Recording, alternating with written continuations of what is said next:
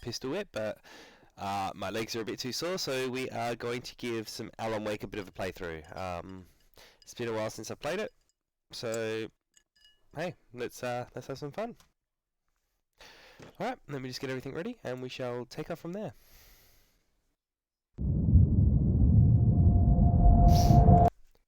Oops, let's just lower that, because that's insanely loud. That's like insanely loud.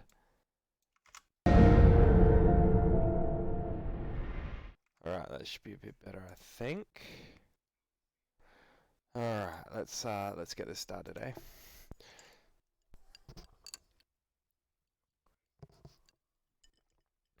Is that not updated? No, it has not. That is okay. Bear with me. OBS, sorry, update info.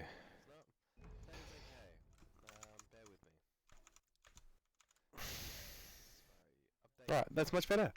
Okay, now that we are live, we're just going to make sure that everything comes through nice and audible. Okay, now that we are live, we're just going to make sure that everything comes through nice and... where's OBS? Hello. Can you hear me? Where's OBS? Can you hear me? Alright, let's rock and roll.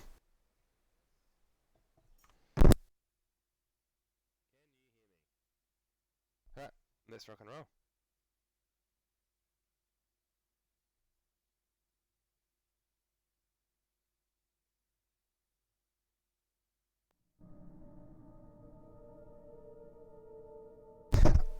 Okay guys, just let me know in the chat if the volumes are all over the place. I can't actually tell because I'm now using Streamlabs because, sorry, not Streamlabs. I'm now using OBS because Streamlabs died and my audio was coming through insanely bad.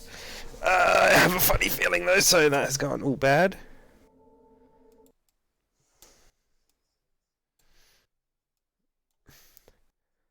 Alright, okay, let's roll. Let's get this started, eh? Okay, so we'll just play it on normal, because drinks are involved tonight, so... Stephen King once wrote that nightmares exist outside of logic, and there's little fun to be had in explanations. They're antithetical to the poetry of fear. In a horror story, the victim keeps asking why, but there can be no explanation, and there shouldn't be one. The unanswered mystery is what stays with us the longest, and it's what we'll remember in the end. My name is Alan Wake. I'm a writer.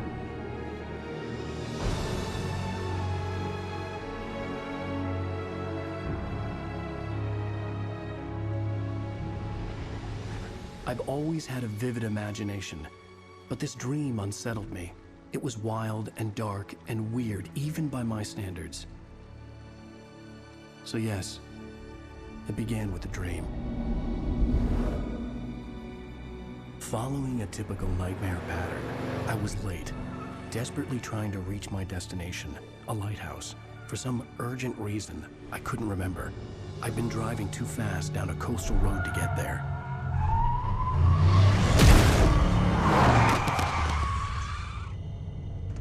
I'd seen the hitchhiker too late. Damn, dead. He was dead. I was convinced they'd put me in jail and I would never see Alice again.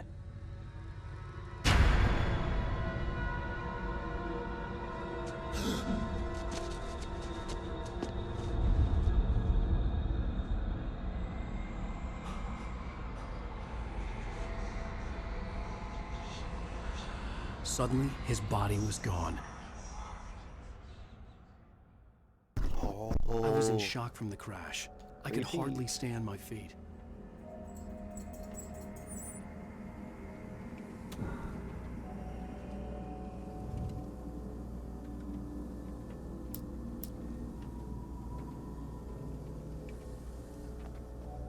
Alright, that's a bit weird.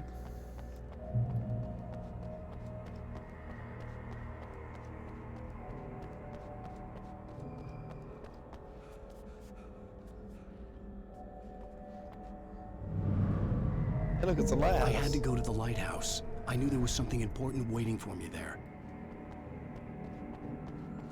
But we must get the collectible because it's shiny and The it bridge makes had me- collapsed. I'd have to find another way to the lighthouse.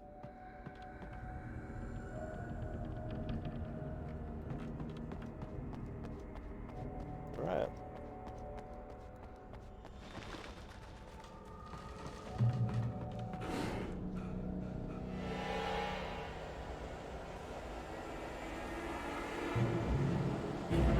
Whoa! You don't even recognize me, do you, Ryder? You think you're God? Ugh. You think you can just make up stuff? Play on, with come and say people's goodbye. lives and kill them when you think it adds to the drama? Ugh. You're in this story now, and I'll make you suffer. You're a joke. There would be a single readable sentence in your books if it wasn't for you. Nope. Nope. Nope. Nope. You Nope. missed your deadline! How?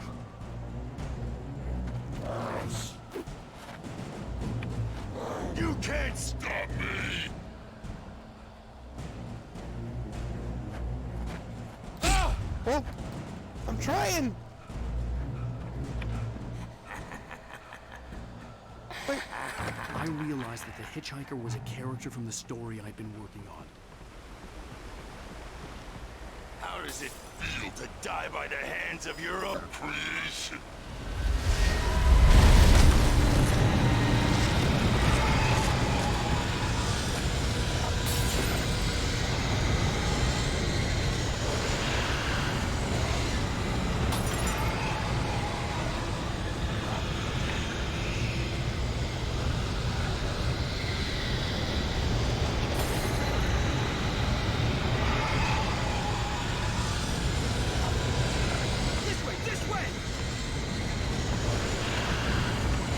Hurry up, run, motherfucker!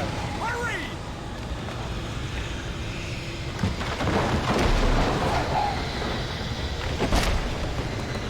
Wait, it's me! Hey, Stuart, remember? Quickly, get me some! Oh no! Stop! No! Damn it, die! No! No! No!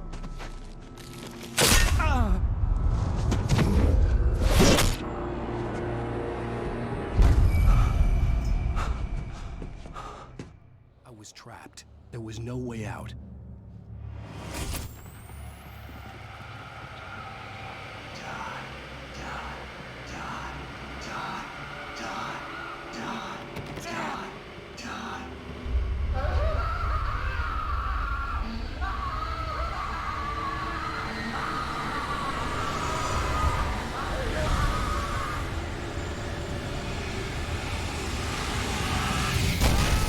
The cabin was a death trap.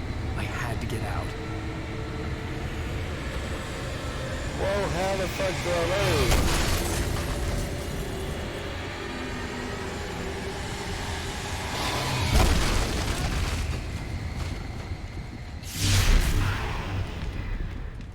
Follow the light.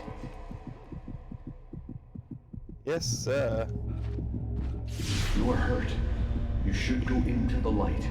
You are only safe there.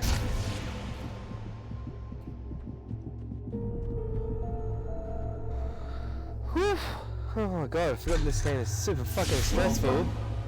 I have something important to tell you. It goes like this. For he did not know that beyond the lake he called home lies a deeper, darker ocean green, where waves are both wilder and more serene. To its ports I've been. To its ports I've been. Do you understand? No. Follow my light.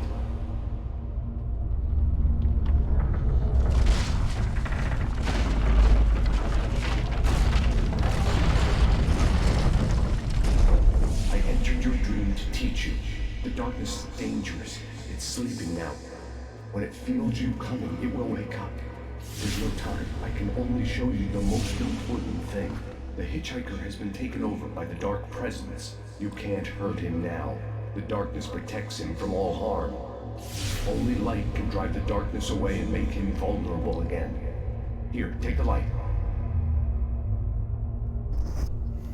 Turn your flashlight toward him and burn the darkness away.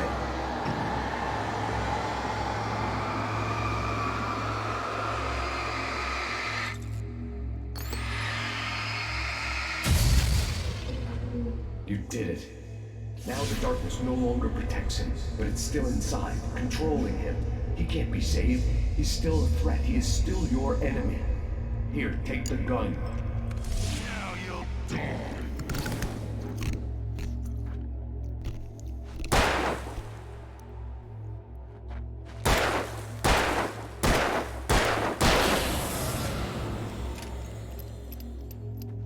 Good. You've done well. Remember what I've taught you. That is all. I will give you back your dream now. Nightmare. A terrible darkness was taking over the world.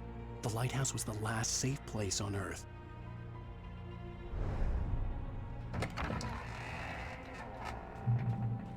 You made me this way, and now I'm gonna kill you.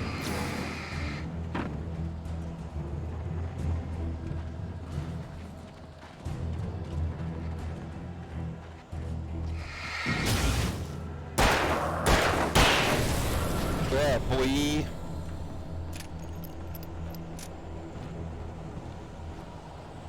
This isn't weak.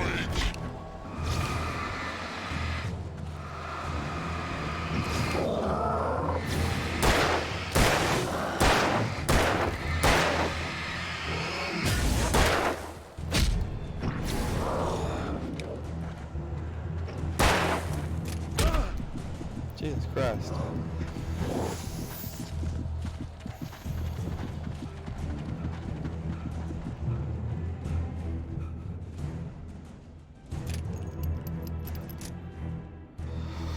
Oh, this game is stressful.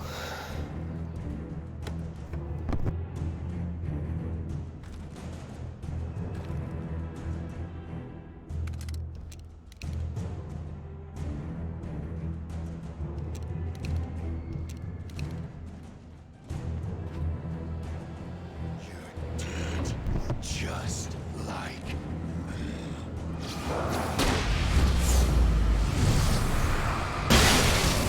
Oof.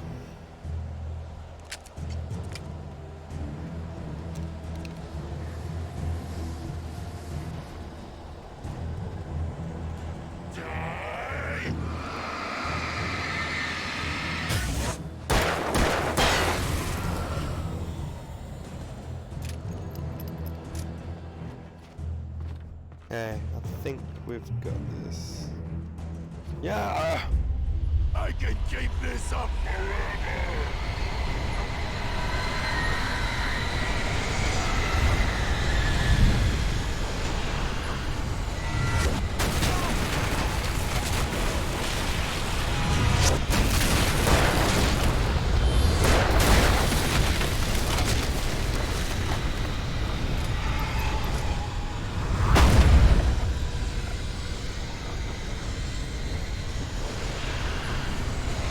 Run as fast as you can.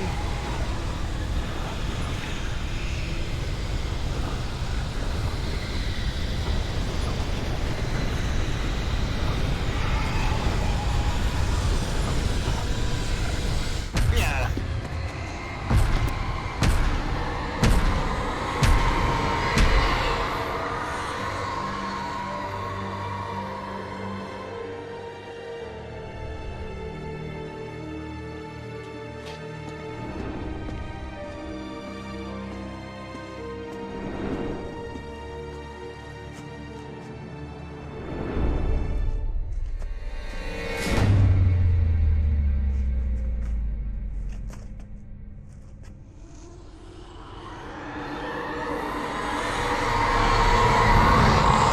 He's here. Alan, wake up. Shh, baby. Just another nightmare. Everything's fine. You dozed off. Right. Anything more than dozed off would be news for everyone. Cheer up, handsome. We're here.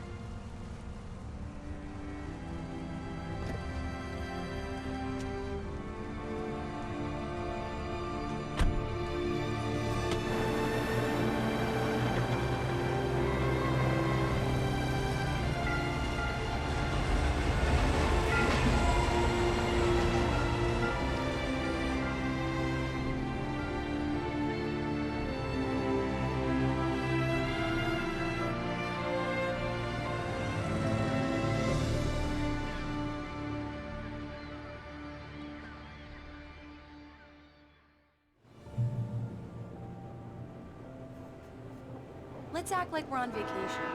Go stand next to that old gentleman there. I want a shot of you with the town in the background. Sure. I'll even give you a title for the shot. A city boy, moments before he got eaten by a bear. Hi. Hello there. You picked a good time to visit our town. Deerfest is just 2 weeks away. Deerfest, huh? Did you hear that, honey? You have a lovely wife. If you don't mind me saying. I'm Pat Maine, by the way. Nice to meet you. Yeah, I'm Alan Wake. I won't pretend I don't recognize a famous writer such as yourself, Mr. Wake. A pleasure. I'm an avid reader myself. I hope this isn't too presumptuous of me, but I'm the night host at the local radio station. Any chance I could get an interview? Look, Mr. Maine, I'm on vacation.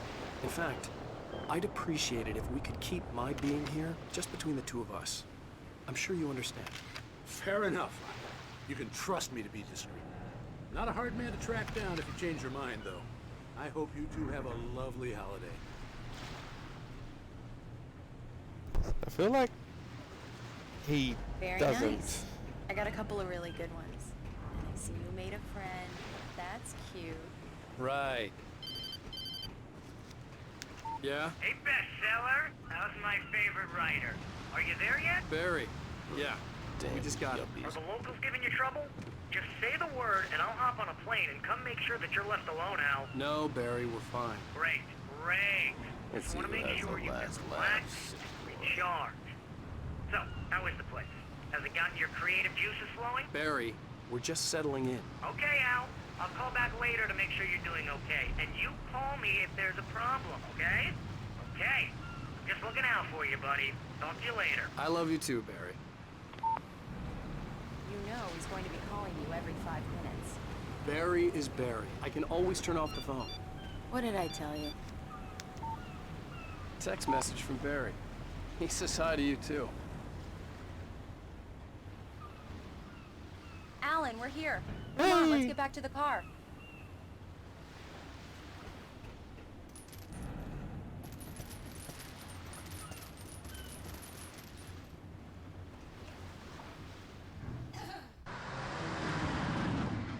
We need to stop at the local diner to get the cabin key from the landlord, a Mr. Carl Stuckey.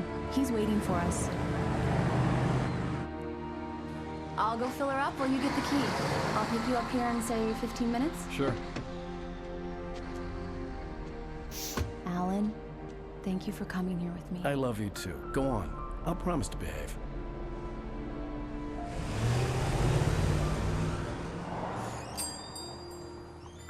I'd forgotten there were still places like this. Towns where everybody knew everybody. Welcome to the Oh Dear Diner. Hi, I was wondering if you could help me. I'm looking for... Mr. Wake. Alan Wake. Oh, God! I am your biggest fan. I know people say that all the time, but I really am. I'm glad to hear that. Rose. Rose, I'm looking for Mr. Stuckey. Carl Stuckey? Carl? Of course, Mr. Wake. He must have gone to visit the restroom. He'll be back in a moment. I can't believe it. I've got all your books. I got the cutout from the bookstore when they took it out of the window. Do me a favor, Sonny. I could really use a tune right now. Coconut, number 6 in the jukebox. I'd do it myself, but both of my legs have gone to sleep. Bad circulation. Yeah. Are you serious? Coconut again? You disgust me. Call yourself a rocker. Unbelievable. Ha! It does that. Get stuck. Yeah. You There you need go. to give it a good solid whack. Now that's what I'm talking about. Yes. This is it. I've died and gone to hell. Don't go in there, young man. You can hurt yourself in the dark. I think I can handle it, ma'am. I didn't want to wait. I wanted to find You don't Stuckey, wanna die, to get the do key you? and get out as soon as possible. The waitress was giving me a headache. Overeager fans always did. Give me 2 ticks, guys. I'm just gonna go use the restroom.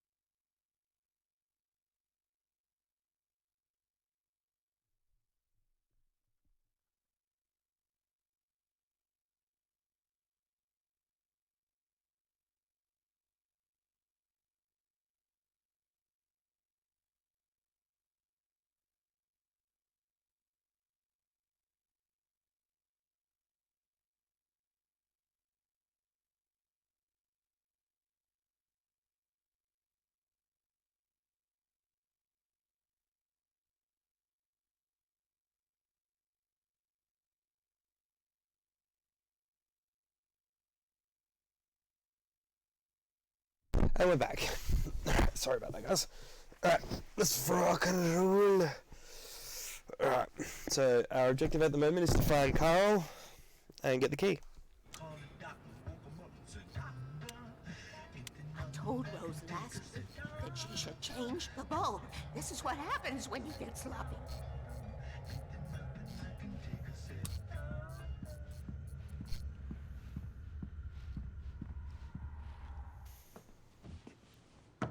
Hello? Mr. Stuckey? Carl couldn't make it. Unfortunately, he was taken ill. But I have the key for you and instructions on how to get to the lake. Okay. I wish you a good stay in my cabin. I'll come by later to check how you've settled in. And to meet your wife. I insist. Thanks.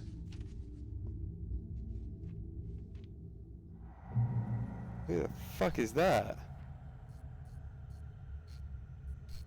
Cauldron Lake is a special place. Very inspiring. Okay. Thank you. You got lucky this time, young man. You can hurt yourself in the dark. I hadn't seen her leave, but the old lady was gone. Remind Sarah to change the lights at the station. It's been too long already. Fuck.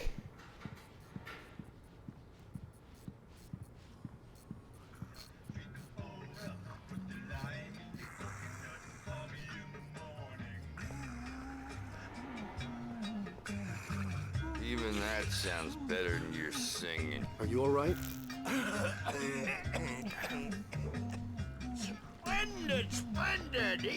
The Andersons, they're, local musicians. We're waiting for Dr. Hartman to come pick them up. They wandered off from his clinic at the Cauldron Lake Lodge. Yeah.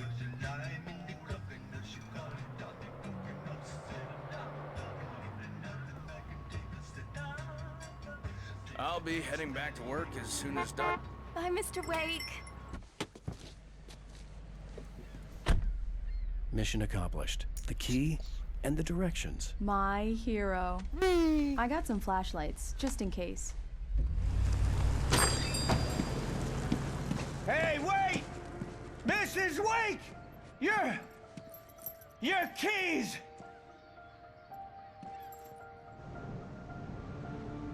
That diner was a real nut house.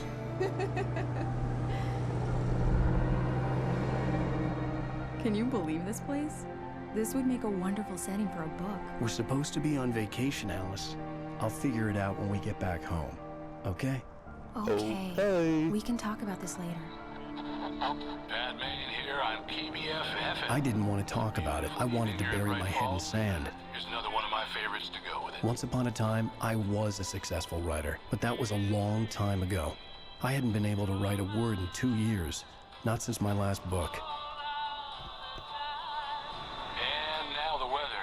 It's gonna be a clear night, so you folks in the big city might want to look up every once in a while, see those stars winking down at you.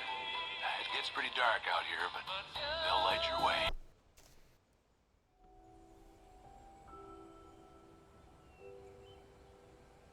Wow.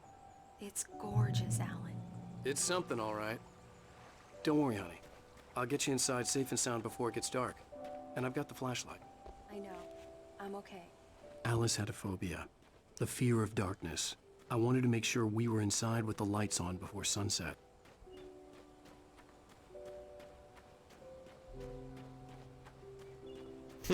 As I run away the opposite way.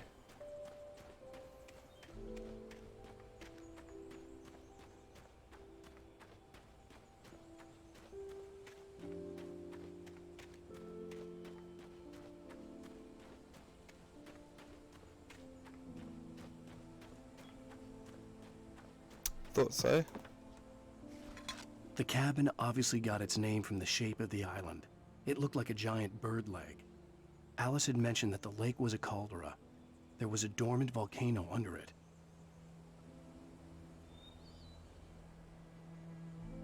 Well, that wouldn't be the safest place to stay. Like, no joke.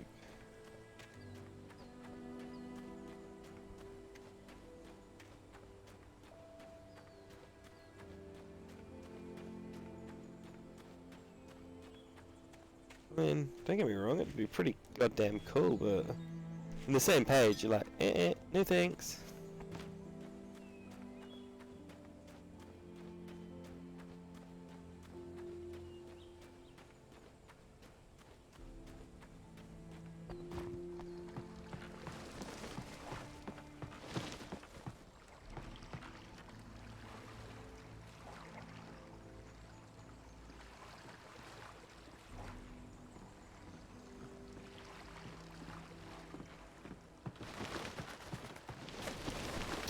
Alright, let's get into the cabin.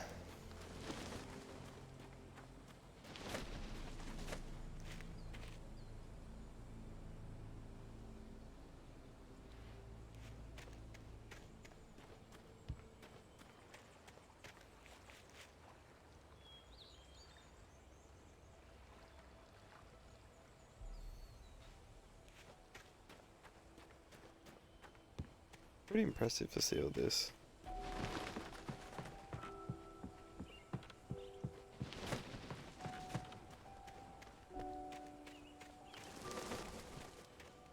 The island had once been the site for a love story. Maybe it would be that again. An old generator had been connected to the power cable.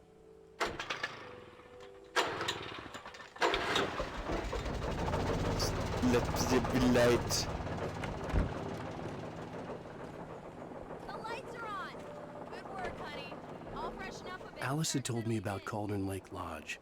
The old building used to be a hotel, but these days it was no longer open to the public. Okay, I'll look around a bit. Sure thing. Have fun.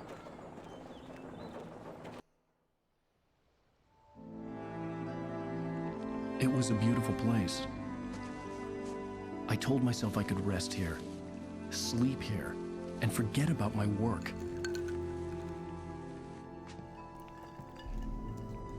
I thought we could be happy here.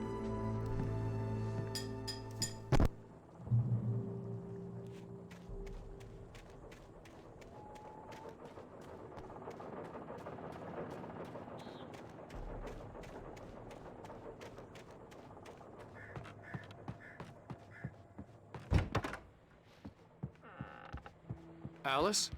Honey? The old door had played a trick on me. Alice wouldn't have come out in the dark.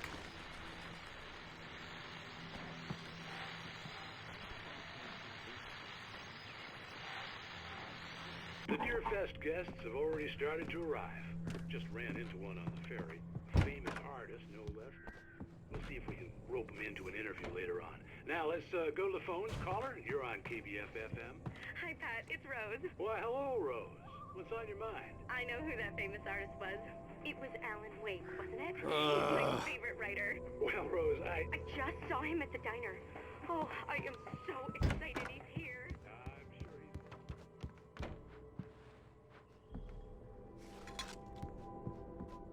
Alan, I'm upstairs. I have a surprise for you.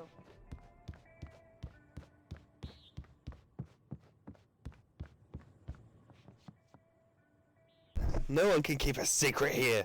Well, Ooh. hello there. I'm not the surprise. It's in the study. Go take a look. Are you sure Okay. that's not the surprise?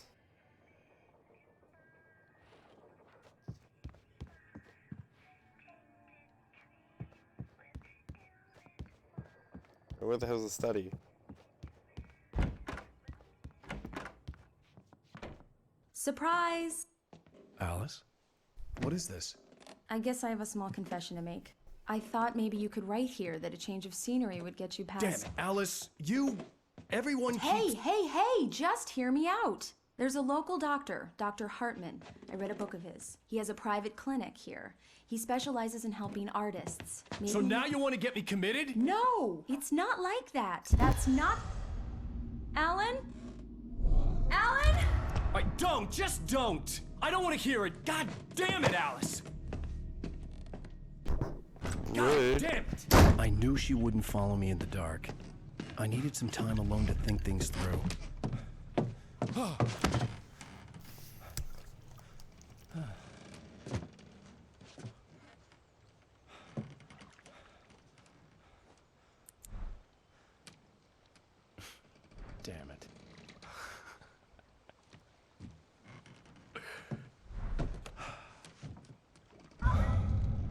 Alice. Alice? Alice! The cabin had gone dark. All the lights were out.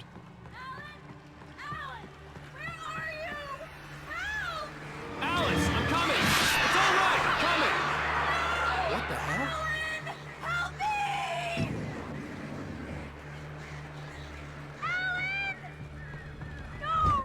Alice?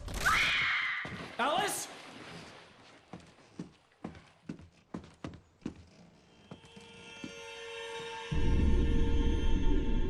Oh no!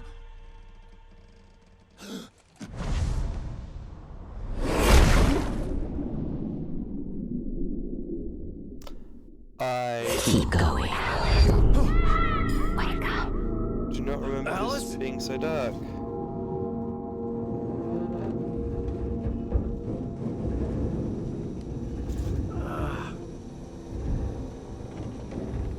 Waking up in the crashed car felt like I had woken from one nightmare and entered another. I couldn't remember how I got there. All I knew was that something terrible had happened to Alice. The phone was dead. I'd have to find help on foot.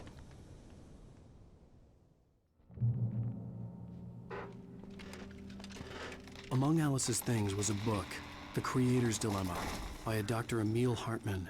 Seeing the book brought back my fight with Alice. I didn't like it, and I didn't like the guy's smug face on the cover either.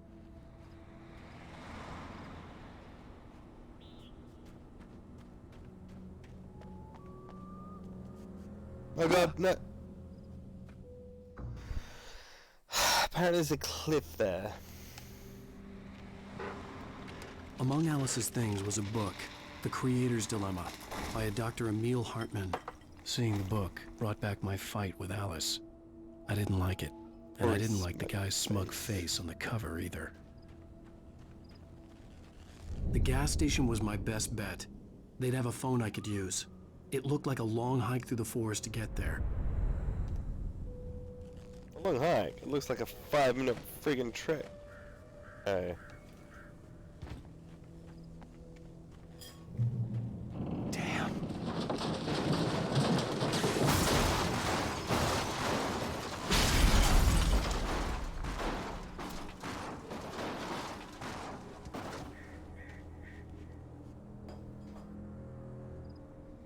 Great.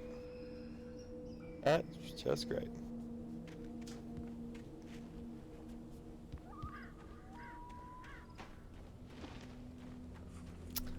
Didn't want that color anyway. Stupid color.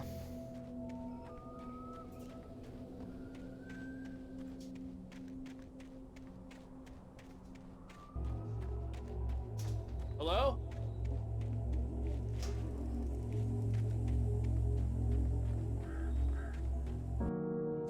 The fuck? Hello? Is someone there?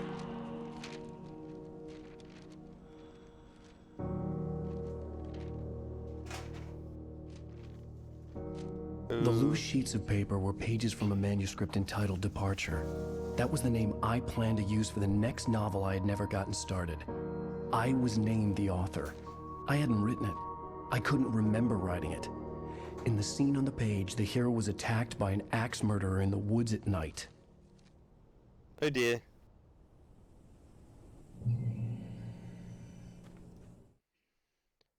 The man turned to face me. His face was covered in shadows. It was hard to make him out in the darkness of the forest that surrounded us, but the axe he lifted was plain to see. It glistened with the blood of his victim. He grinned madly. The shadows were alive, distorting his features. It was a scene from a nightmare, but I was awake. Okay. Okay, so that can't be a good thing.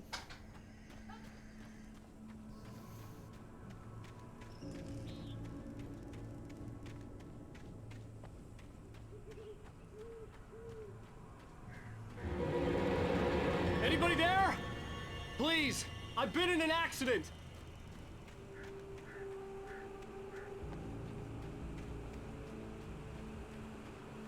It's an accident and I was involved.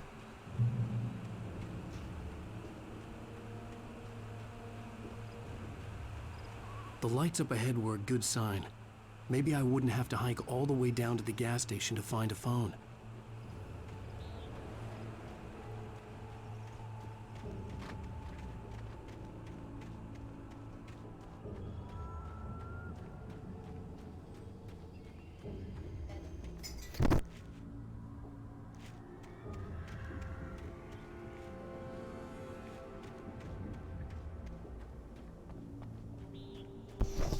Okay, so we're gonna go get some help.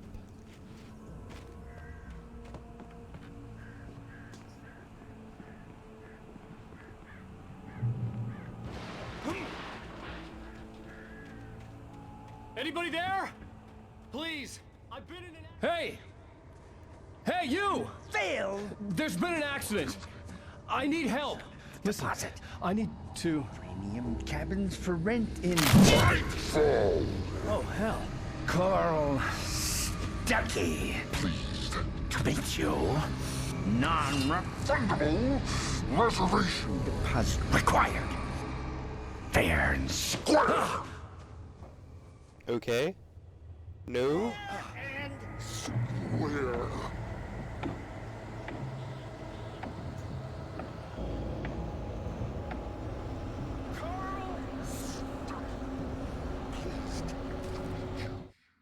The Taken stood before me. It was impossible to focus on it, as if it stood in a blind spot caused by a brain tumor and eye disease.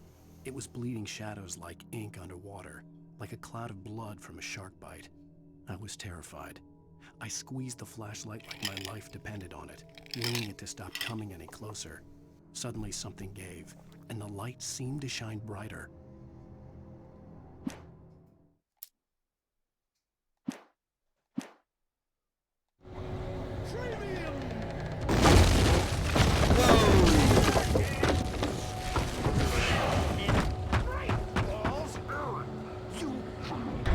To arrive, you lose! Shit. The deposit. It's the latest... I had to figure a way out of this. Any second now, and Stucky would be knocking on the door with his axe like Nicholson in The Shining. Click, click, bang, motherfucker. And an Energizer. Product placement.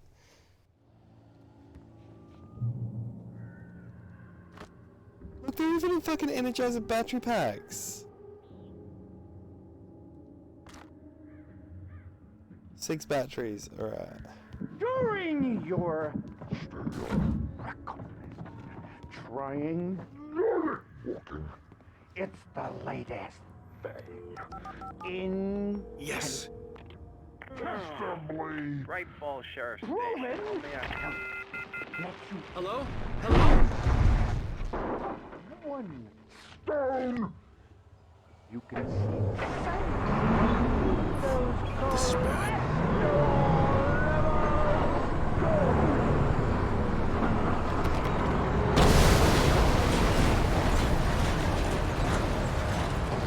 Dude, what the fuck?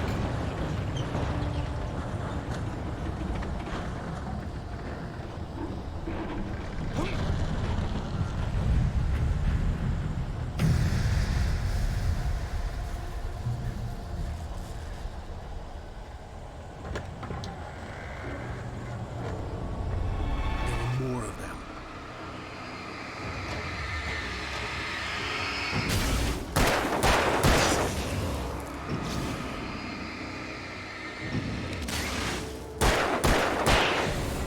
My head pounded with a concussion. I'd never fired a gun outside a shooting range, and now I just killed someone. Or something. There were no bodies. They just disappeared. If I was dreaming, it felt real enough to make me sick. Eerie hand-painted graffiti was revealed by my flashlight. Someone had hidden a chest of supplies near it. Yeah, boy.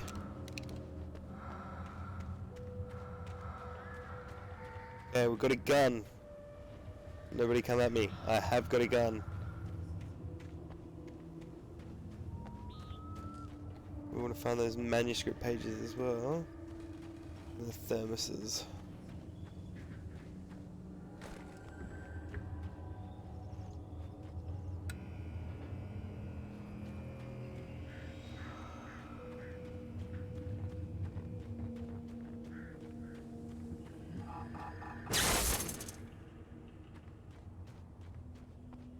The dark forest was the last place I wanted to go, but I had no choice. I had to get to the gas station. Alright, let's do this. Let's get this game, make it even creepier for us, eh? It's rabbit season!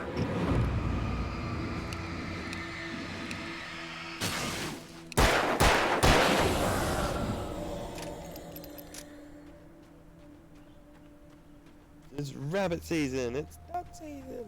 Rabbit season!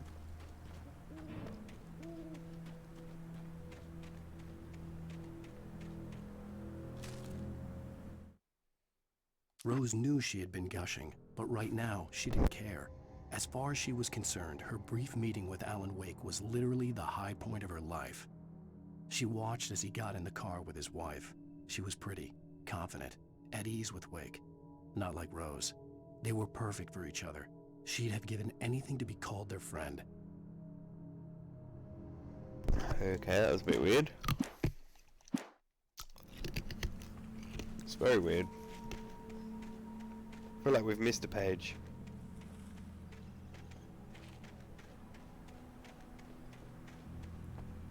That's alright. This isn't a completionist playthrough, guys. We're just doing this for fun, or to watch me get really, really stressed. Either.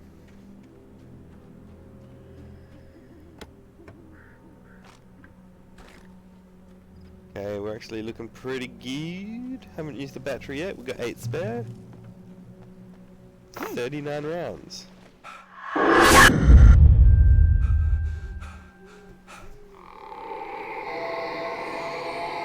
just turn that way down because that hurt my ears. We're also going to options, subtitles on.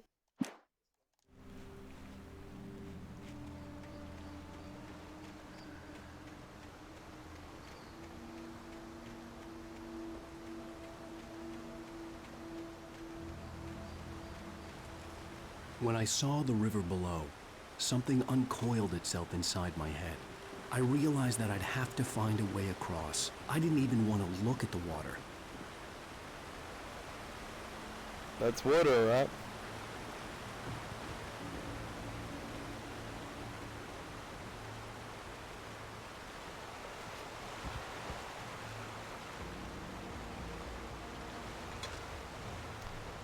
Bum, bum, bum. Another thermos down.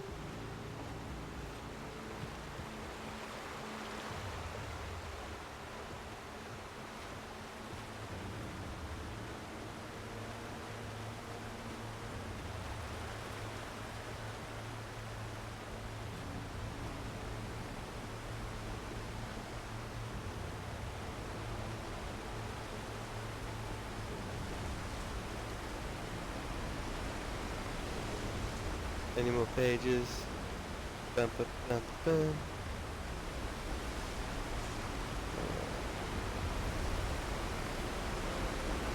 Alan's Wake. Alan Wake. Barry Wheeler was bouncing off the walls. He jumped on a plane after his calls were ignored by both Al and Alice for several days. It could mean that they were both on a second honeymoon, but Barry didn't buy it. Al had been way too unstable for that. Not sleeping, messed up. Barry had years of experience dealing with Alan Wake, and he couldn't ignore it. Something was wrong.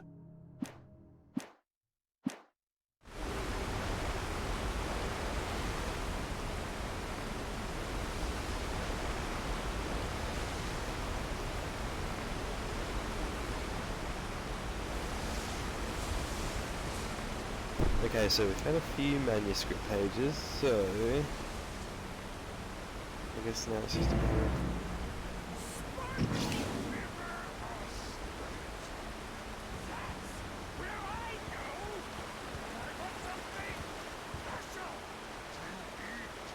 Stucky was still out there, in the dark, stalking me.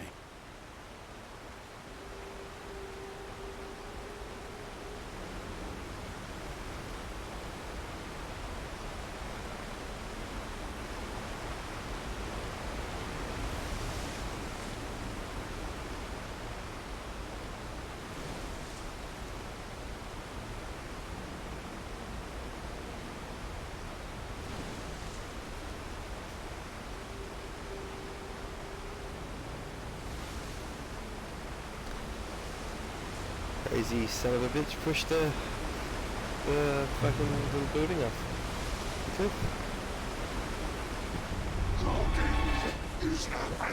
Oh, rude.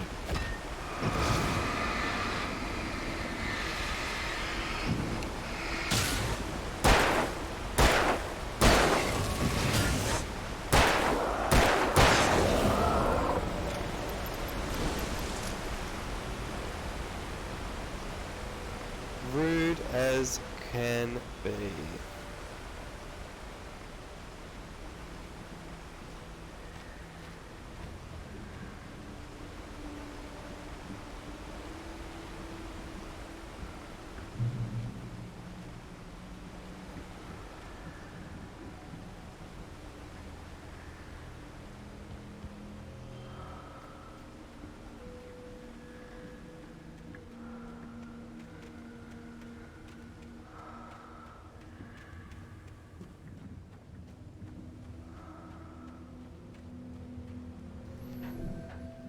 Up we climb, up we climb, up we climb the ladder.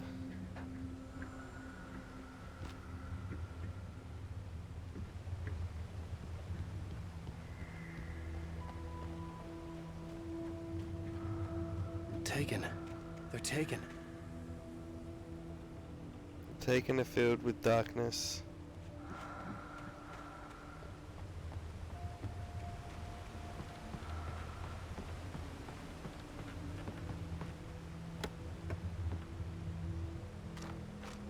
So we've got 20 spare batteries. Because, you know, one's not enough.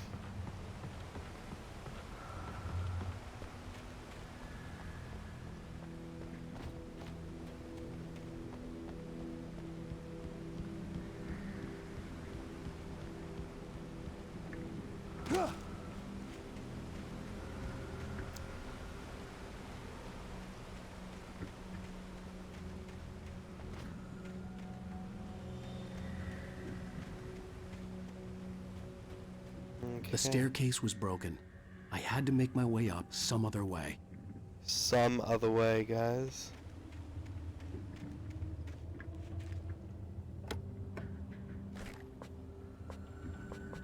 So we've got too many revolver rounds and we've got too many batteries. So we can't have any of the lithium.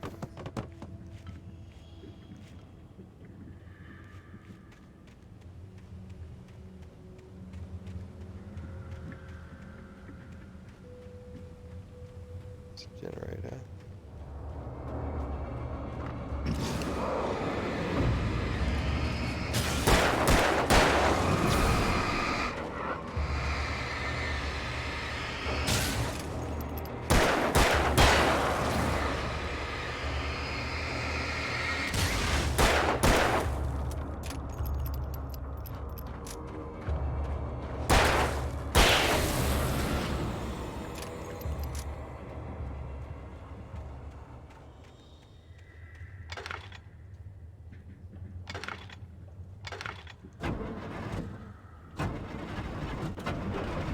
Yeah, boy.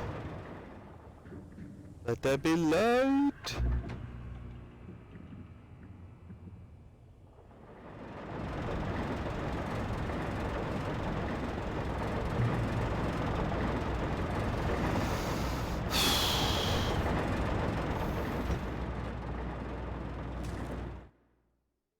I heard them before I saw them, swooping down from the sky and screeching as they came. I spun around just as the cloud was upon me. For an instant, I stared into 100 dead eyes, black pearls glittering in the darkness. I raised the flashlight and the swarm exploded like fireworks. Feathers burned, turned into ash. I couldn't hear my scream above theirs.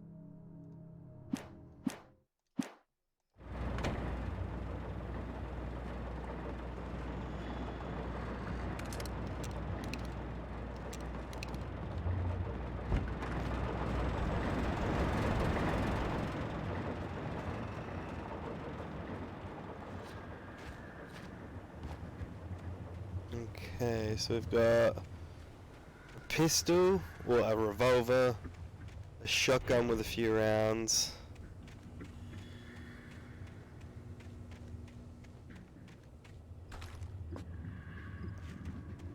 pretty good.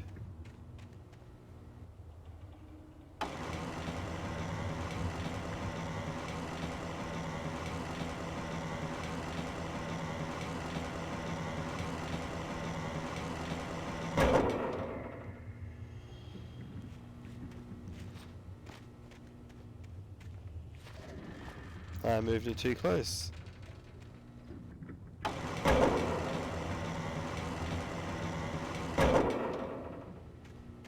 That's a bit better.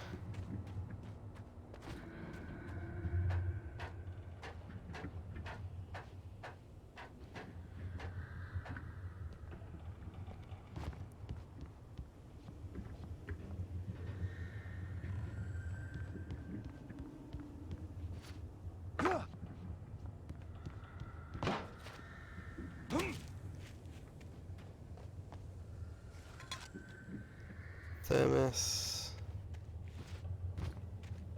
I guess we're gonna check over here.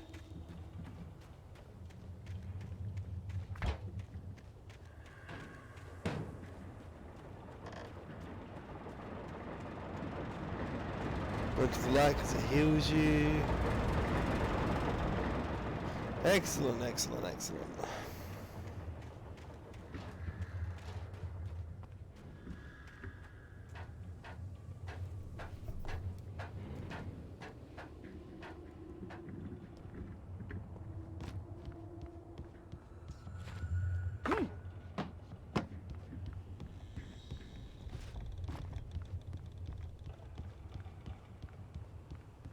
Boy.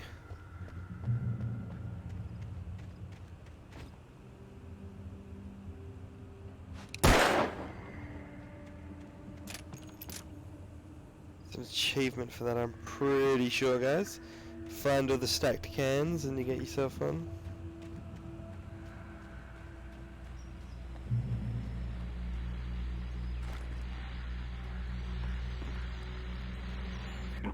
Well, I was just outside for a breath of fresh air, and what a night.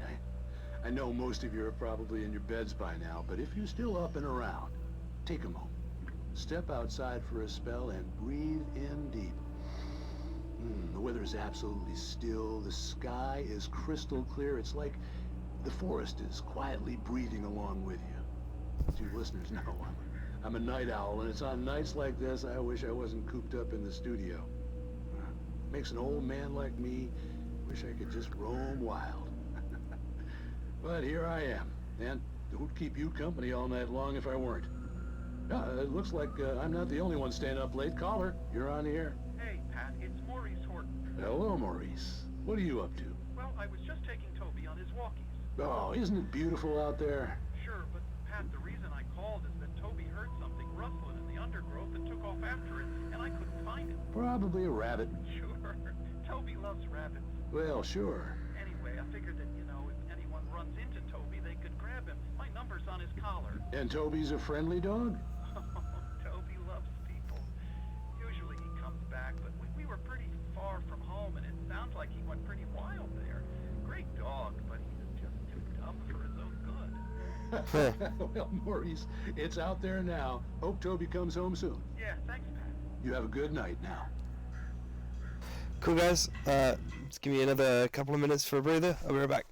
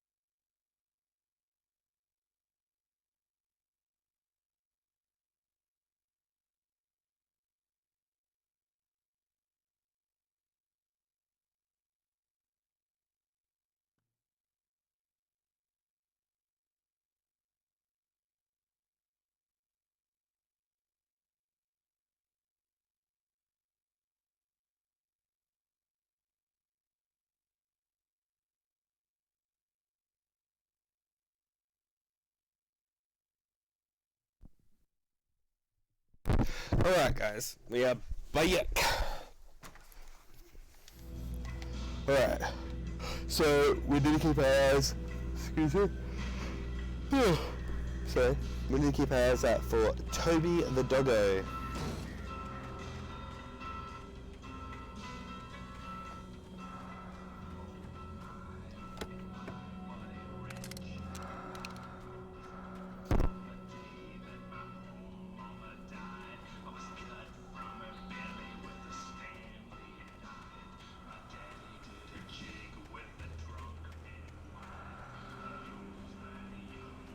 And we found yet another manuscript page. Hooray! At first, I kept finding the pages as if by accident. The book I couldn't remember was either a terrible and true prophecy or an act of creation that had rewritten the world. I began to hunt the pages feverishly, for they held the answer to the mystery. With it, I could save myself. With it, I could save Alice. I don't think we're gonna be able to save her, Alan. Sorry, big fella. The gas station was closer now, its light welcoming in the darkness. Paul makes the best dogs in the state. Belly Burster is the best with no contest. Monster Dog is second best. The famous dog is... Fuck, I don't know which way to go.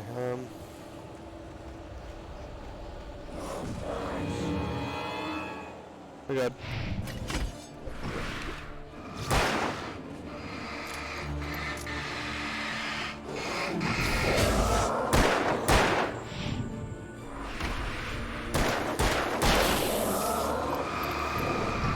Fucking dodge!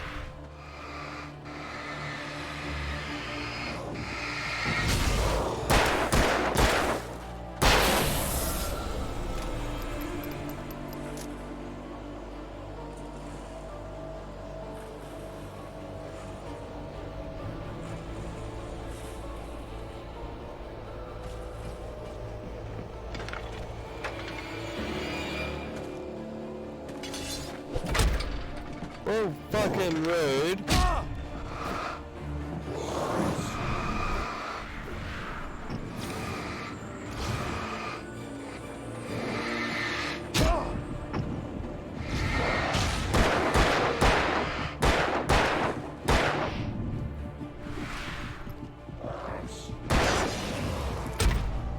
Ah, I should have known.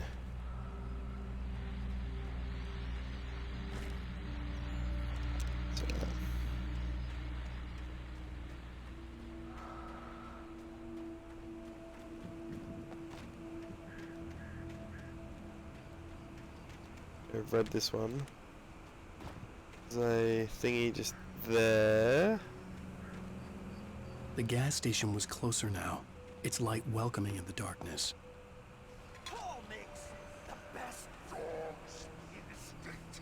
Belly Burster is the best with no contest. Monster Dog is second best. The famous dog is...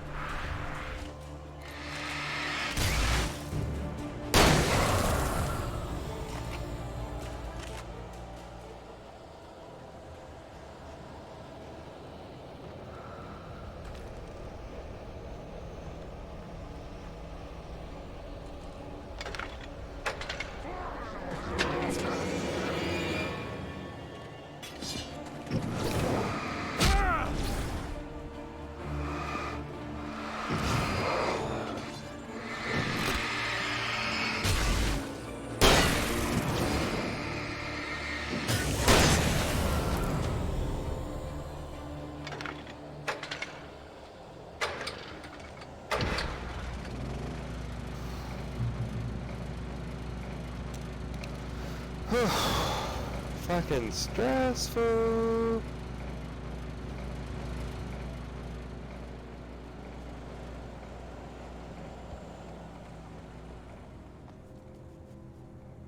I think we're good because the atmosphere goes all blurry when you're being attacked.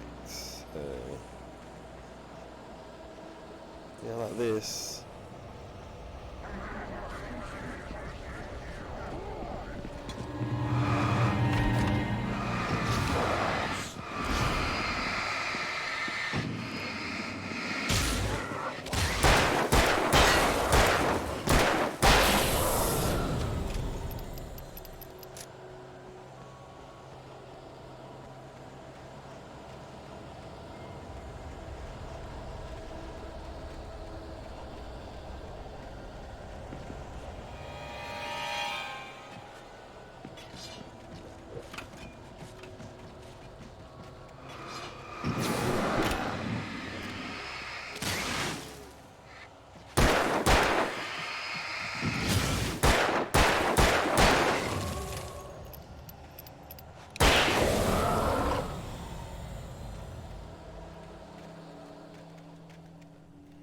Okay, found another one.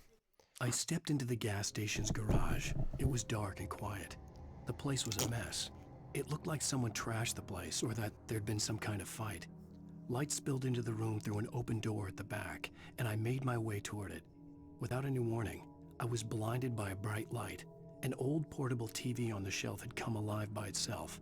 Impossibly, I could see myself on the screen, talking like a madman. Interesting.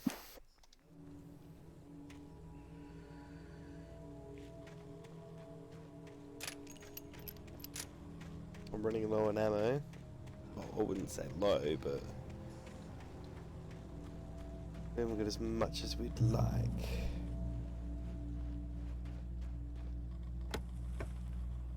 That's a bit better. Now we do. We haven't used a single battery.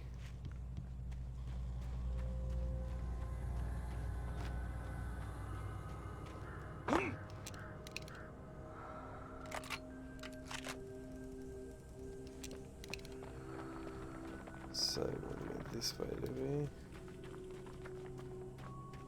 Where is it?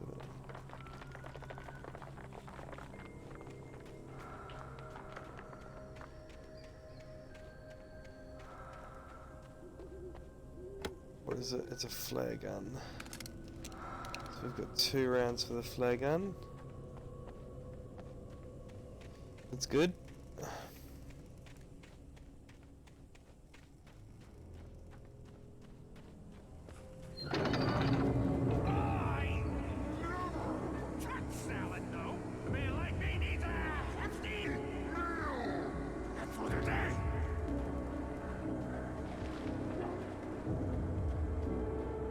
All I can say is no. No thanks, buddy.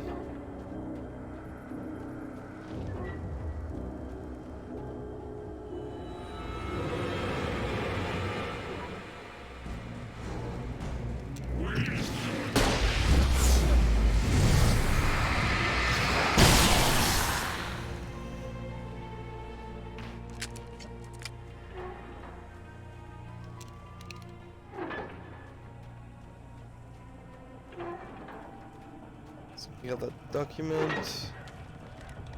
Read it. The cabin on Cauldron Lake? She asked. The sheriff looked at me suspiciously. The early morning light flooded through the office windows. I would probably never have gotten out of the woods alive without her help, but I couldn't tell her the truth of what I'd faced the previous night. She'd think I was lying or crazy. She'd lock me up, and she wouldn't help me find Alice. I see. Well, that's not what we want. We want to find Alice.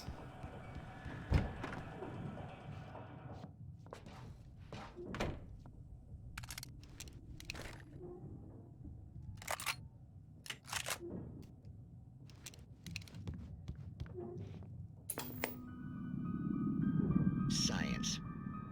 It bestows immortality on those who advance it to elevate all of mankind. Newton, Einstein, Sagan, princes among men. But the price for such a legacy is steep indeed. Whoa, well, hello there, Joshy Washy. I didn't even see you there, buddy. Tonight's episode, What's going on, big fella? Did you get your page all set up and looking pretty? If our lives are already written, it would take a courageous man to change the script. Having called a press conference, Dr. Barclay Colvin is about to demonstrate that very courage.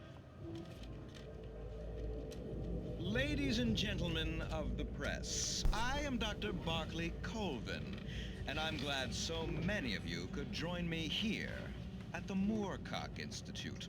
Tonight, I'm going to give a practical demonstration of the many worlds interpretation. As you can see, this is a loaded 9mm pistol. It shall be part of a thought experiment. And now, a real experiment, known as a quantum suicide. Did he say suicide? Is that a real gun? He's kidding, right? Please, stay calm. There is no risk. Observe what occurs when I place the weapon against my own forehead. Now, you might think this round is merely a dud. Not so.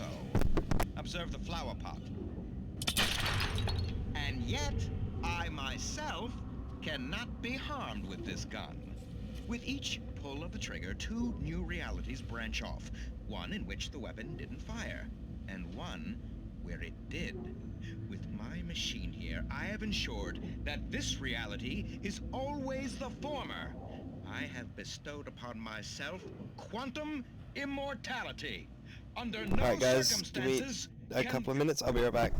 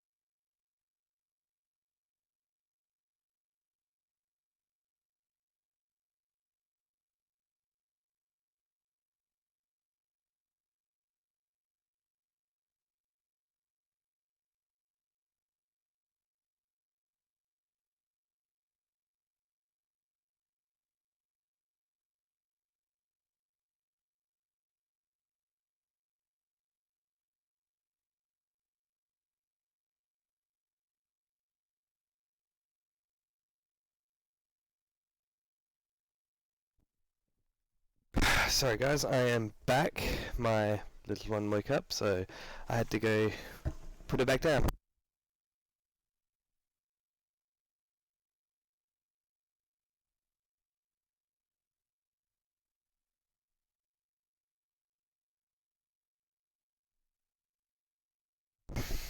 So yes, where did we leave off?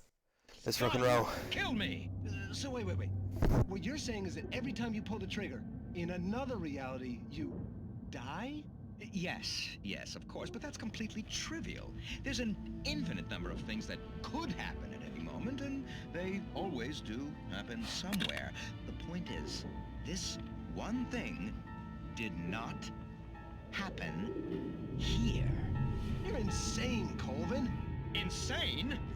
Insane? Hey, was this thing supposed to be plugged in? I stumbled on it. You fools! Gaze upon quantum immortality.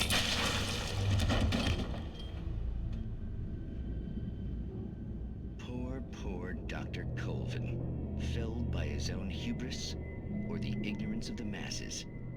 Perhaps he should have left the crate unopened, the decaying atom unobserved. Curiosity often kills the cat in Night Springs. Well, that was fucking dark.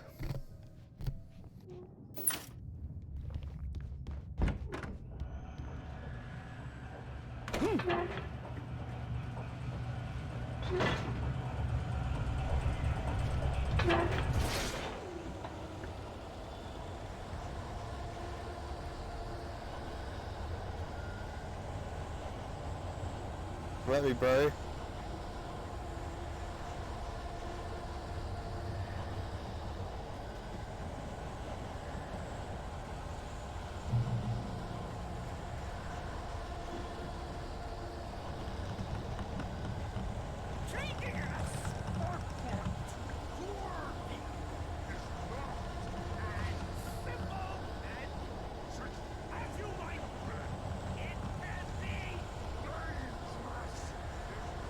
Okay.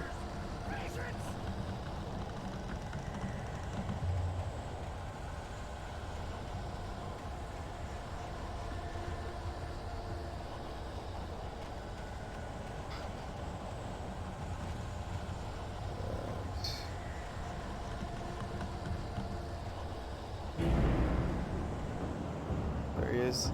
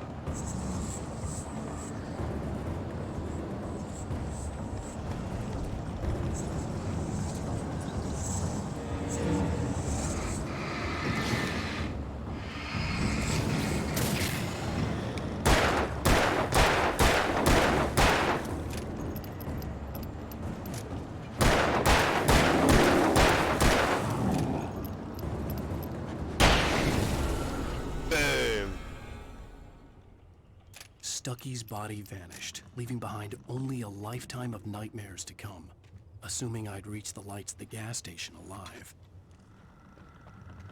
Alright.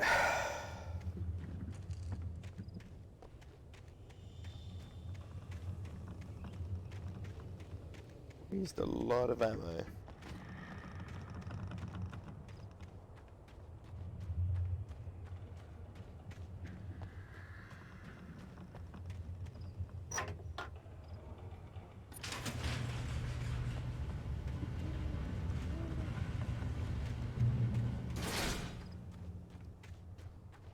Hope you're all enjoying the playthrough. Hit that follow button if you are. If not, apologies. I recognized the parade float I had seen in Bright Falls when I first arrived with Alice.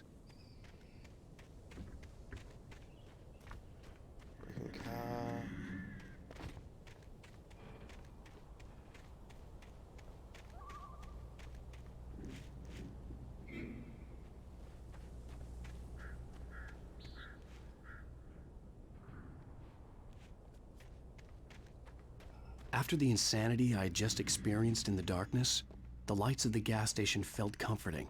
At least for a moment, the sane world reasserted itself.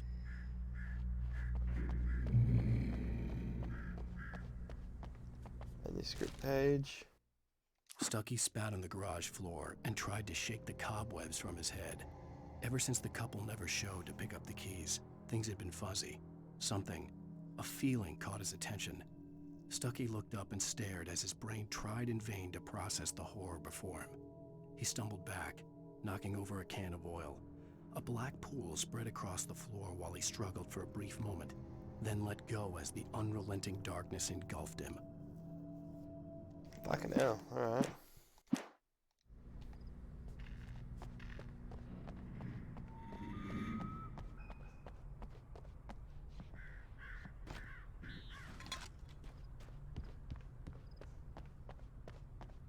I had to get inside the gas station to find a phone to call for help.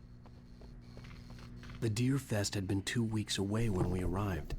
If the day count on the banner was right, I was missing a whole week between the night we got here and now. The garage was a mess. It looked like someone had trashed the place, or that there'd been some kind of fight. TV with fan on. All right. I'll keep writing. Outside, there's only darkness. Outside the cabin, outside the story, there's only darkness. I can feel her presence in the dark. Just now, I could smell her perfume in the room. I'll reach her. I'll fix it up. I'll bring her back. The story will come true. If I stop, she's lost. I don't believe this. It'd been me on the TV, talking crazy. Was I losing my mind?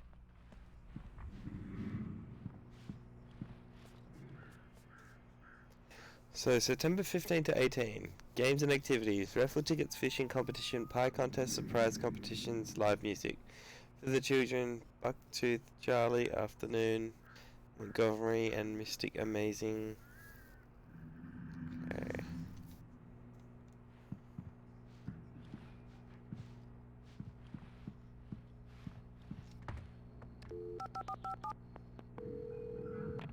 Bright Falls Sheriff Station.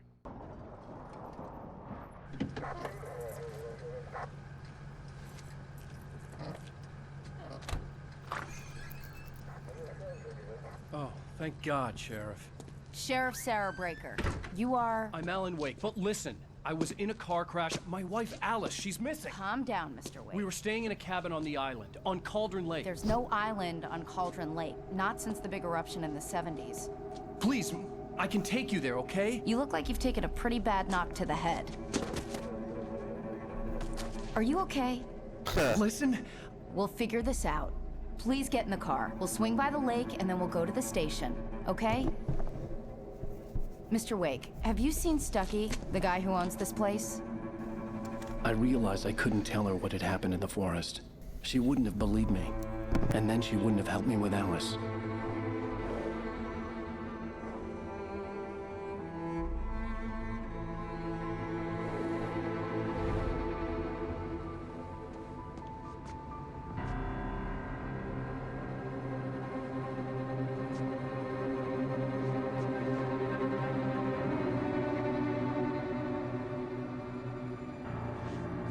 We were legitimately just there.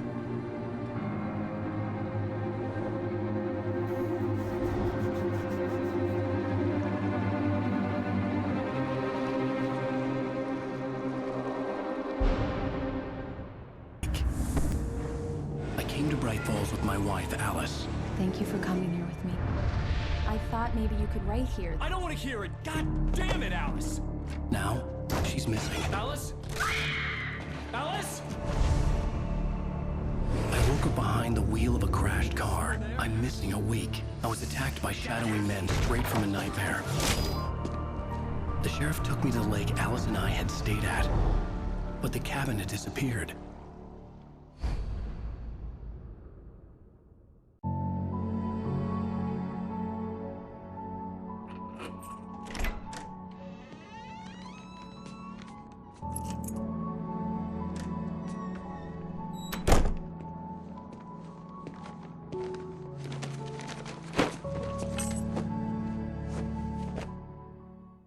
Honey, I'm home. Back here, sweetie. How was it? Worst weather I've ever seen.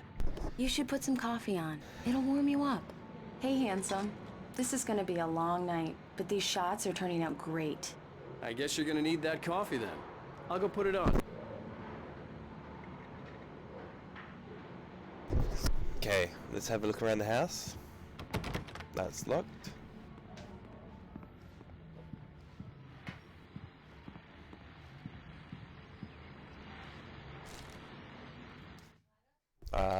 No, you can leave it on.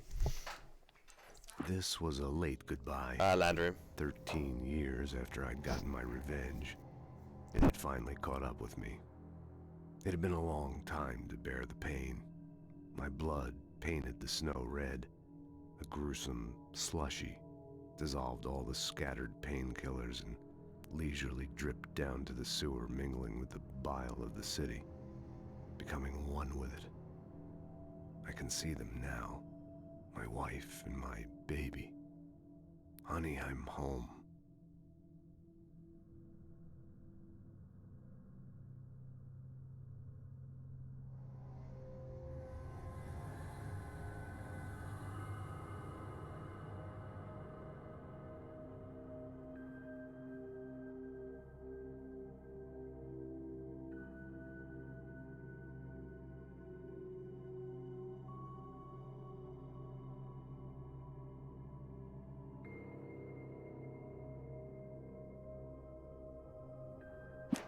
Alright, let's continue.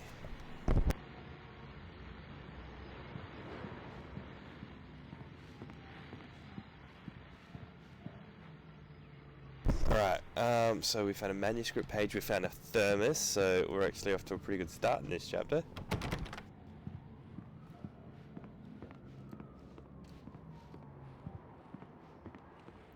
Ah, coffee maker. Derp. Coffee's on. Great, thanks. I'll need it if I'm gonna finish this by tomorrow. Windy out.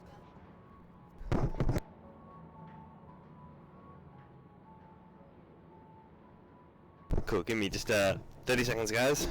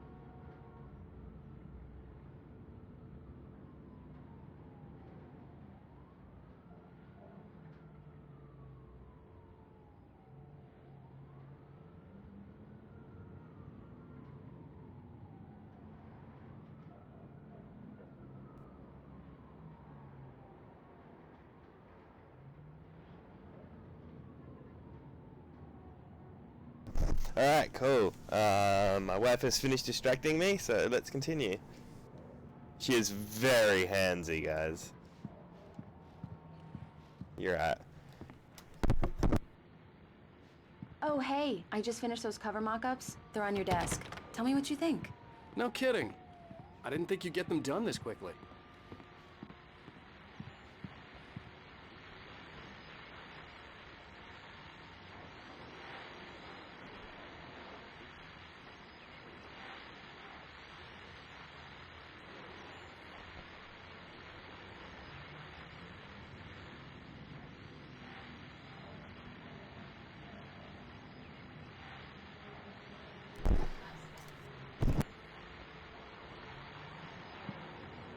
These look really good.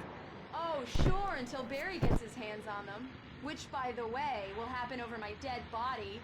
The last time was the last time. Oh, and speaking of Barry, he called. Alan! Alan, please check the fuse box. I'm right here. I'm on it, honey. Please hurry.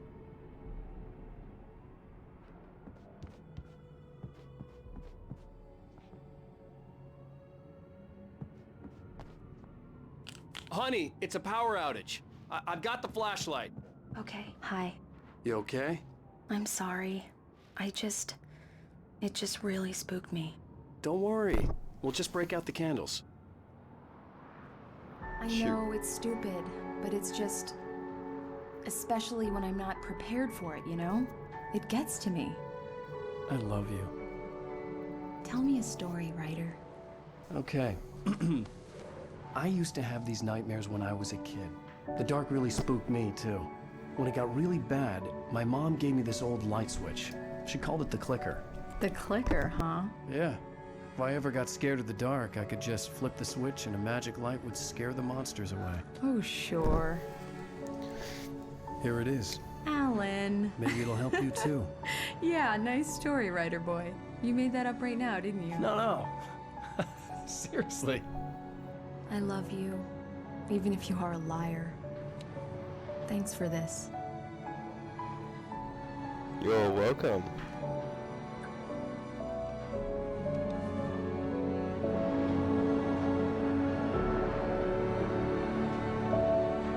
One of those things, isn't it? Would this have happened if they didn't go? How do you feel, Mr. Wake? Any nausea, disorientation, anything like that? Mr. Wake, how are you feeling? I'm okay. My head's fine. I had to lie about my headache and memory loss. He'd send me to a hospital for tests. I couldn't leave without Alice. Very well. I don't think you have a concussion, but you've obviously been through quite a shock. You should take it easy for a couple of days. Thanks. Well then, Mr. Wake, we're done here. If the pain gets any worse or you experience any other symptoms, you should come see me. I'll let you get on with it then. Sarah, Sheriff Breaker, is waiting for you. She's very good at her job. I'm sure she can locate your wife in no time. Doc Nelson was the image of a small-town doctor. Sheriff Breaker had called him to the station to take a look at the cut in my head.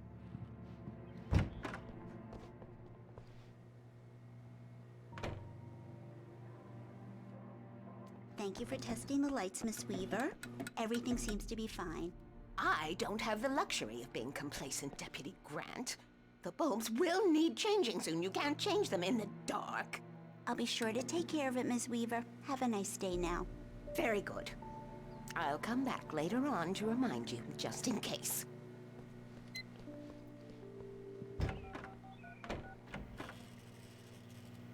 Mr. Wake, the sheriff is waiting for you in her office down the corridor. Okay. That was Cynthia Weaver. I guess you can call her the town eccentric. She used to be the editor of the local newspaper, but she's focused on, other things these days. She'd fit right in where I come from. As you can see, she's a little obsessed with maintaining the light bulbs of the whole town, refuses to step on shadows, things like that. Back in her day, she wrote about all sorts of weird things in the paper. Bright Falls has a colorful history. Of course, what small town hasn't? Okay, she's got me there. Yeah, it's Mulligan here. I'm at Stucky's gas station with Thornton. There's no sign of him. Over. Wait. Yeah, this is Thornton. Look, we've located the brake float. It's here. That's some good news, right? Stucky was supposed to be driving it at the rehearsals today. Over. Oh, give me that. Mulligan here. Looks like someone really thrashed the garage. Over. Okay, roger that, guys. Keep looking for Stucky. Jane's out. Ooh, double whammy. Alice looked through the viewfinder, lining up the shot. Cauldron Lake was breathtaking. Something caught her eye. A figure standing in the shadows behind the cabin, like a thin woman in a black dress. She lowered the camera and looked again. No one there. Just a collection of bushes that looked vaguely human-shaped. She shook her head and laughed. Well, that's awkward, isn't it? The sheriff wants to see you in her office, Mr. Wake.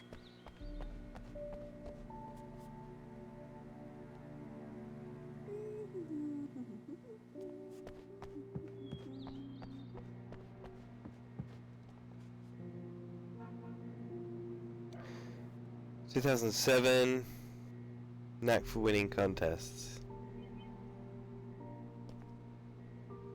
Richard, Bruce and Jacob on a camping trip, overdue, haven't been in contact. If you know or have seen them, their whereabouts, please call 555-9932. Thank you. Well, that's the developers, but I could be wrong. Come in, Mr. Wake. Your phone's on the desk. The battery was dead. It's charged now. Thank you. Have you started looking for my wife yet? My men are already on it. Now, can you tell me what happened? I'm not sure. I can't remember. We were arguing. I walked out of the cabin. The cabin on Cauldron Lake? How did you end up at Stucky's gas station? I wanted to tell her what had happened last night, but I couldn't. She'd lock me up. Excuse me, I need to take this. Hello? Alan, please help me. Alice? Stop talking to the law. You'll do exactly what I say if you ever want to see your wife again. Who is this? Go to the back lot. There's a hole in the fence on the left. Look inside the junker. I left a little something there to convince you we're all on the same page here. After you ditch the cops, you're gonna meet me in Elderwood National Park. There's a spot called Lover's Peak. Midnight. Mr. Wake, can I help you Don't with do anything? nothing stupid, pal. We're watching you. I need to get some air. The sheriff said I could go out back. Of course, Mr. Wake. You can get there through the cell corridor. Just don't mind Walter in there. He's one of our regulars. I couldn't go anywhere yet. I had to play along with the caller. Alice's life was at stake. He went on a bender and beat Danny pretty badly. He started shouting like that the moment he woke up. You turn the lights on! The deputies, they don't understand. Thank you, man, thank you. Hey, you're alright. You're a good guy. Don't let anybody tell you different. You know, I shouldn't even be in here. The cops, they got it all wrong. See, sure, I beat him up, but I wasn't drunk.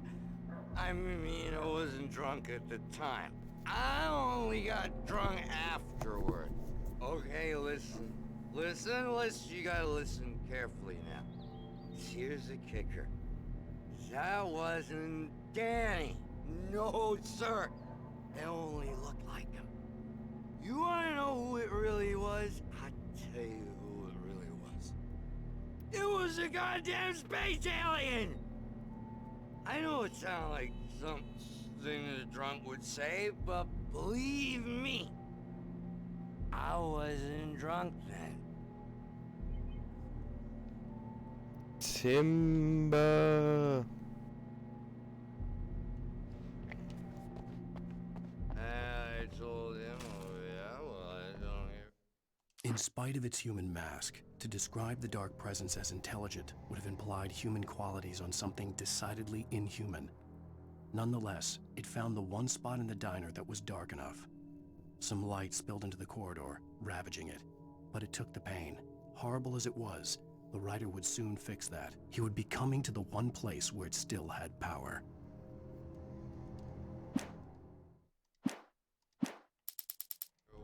Yes, we're on your feet. The early morning light hurt my eyes and made my head ache. The man on the phone had said, go through the fence on the left. Well, folks, it's been another long night, and it's about time for me to sign off for a while. God knows I need my beauty sleep. Just one more item before I go. It's been a busy night for the sheriff's department. We've had a few broken windows, even a report of shots fired on Main Street. Deputies Mulligan and Thornton had to deal with two intoxicated young men who were celebrating the completion of their Deer Fest float. Now, folks, We get this every year. I know it's exciting, the big day's almost here, but let's save it for the party and leave the gunplay for the shooting competition, huh? There's no point in getting all worked up yet.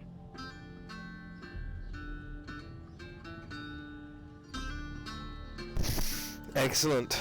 Excellent, excellent, excellent.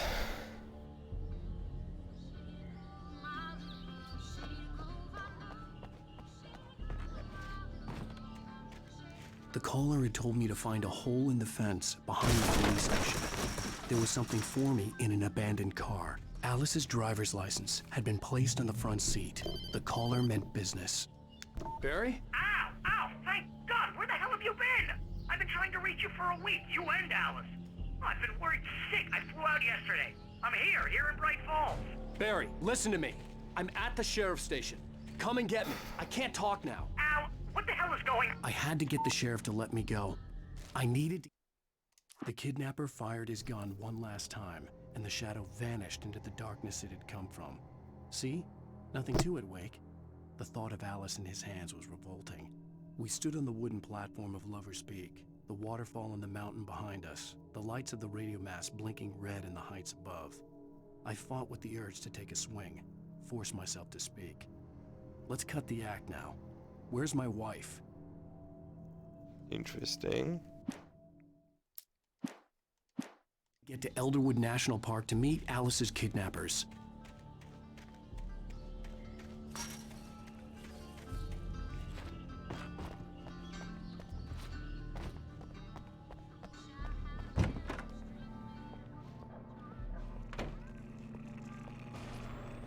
A writer is a light that reveals the world of his story from darkness, shapes it from nothingness.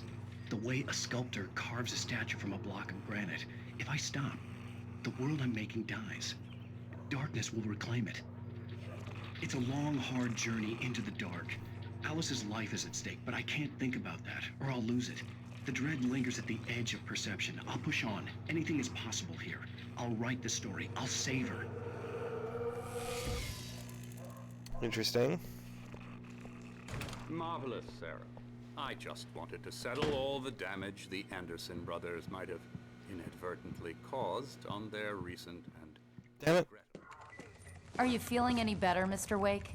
I'd like to leave. Am I free to go? Well, we still need to talk about... Am I under arrest? No, of course not. But I need to know where you'll be staying so I can get in touch with you. I'd avoid the motel. The Majestic is known for its roaches. The cabins at Elderwood are pretty nice, though. That sounds perfect. I'm Dr. Emil Hartman. I'd like to invite you to stay at Cauldron Lake Lodge. Did you talk to my wife? I had the pleasure of discussing your situation with her on several occasions. Did you set something up with her? I invited her here. My clinic is a place where... Oh, hey! Oh, my! Take it easy. Boom. Hey, nobody move! Get your hands off of my client! Who are you? I'm Barry Wheeler, his agent. If you have business with Mr. Wake, you talk to me. You yokels won't know what hit you once I sick my lawyers on your asses. No harm done, Sarah. I'm all right. I don't want to press charges. Mr. Wake, my offer still stands. Get me out of here. What the hell was that about, Al? We don't need a replay of that thing with the paparazzi. I thought they were gonna lock you up. I had to talk to someone. I told Barry everything. He thought I was certifiable, but when he heard about the manuscript, I had him. The fact that I'd written something, even if I couldn't remember it, was enough for him. He smelled money. And he believed that Alice had been kidnapped. Anything beyond that was another story. I had a midnight appointment with the kidnapper in a place called Lover's Peak, somewhere in Elderwood National Park. The plan was to rent a cabin. I don't like it, Al. I don't like any of it. It's not good. In fact, it's the absolute opposite of good. Mr. Wake! Barry, you found him. Hi, Rose. Oh, wow. I was just thinking about you, too. Great. I was just bringing Rusty some coffee. He's on the balcony, looking after Max. Poor thing. I really need to go. Great to see you again, Mr. Wake. Later! Who's Max? What an airhead. Jeez, Mr. Takes a swing at everybody. This is not her fault. She's a very nice girl and, more importantly, a fan. She even has a fan site dedicated to you. And she was very helpful when I was looking for you. Seriously, Al, what you were saying in the car, just listen to yourself. Wait here. Easy there, boy. I'm almost done. Hey, Rusty. 2 ticks, fellas. Ladies, if there are any here. Be right back. I just need to drain the sea monster.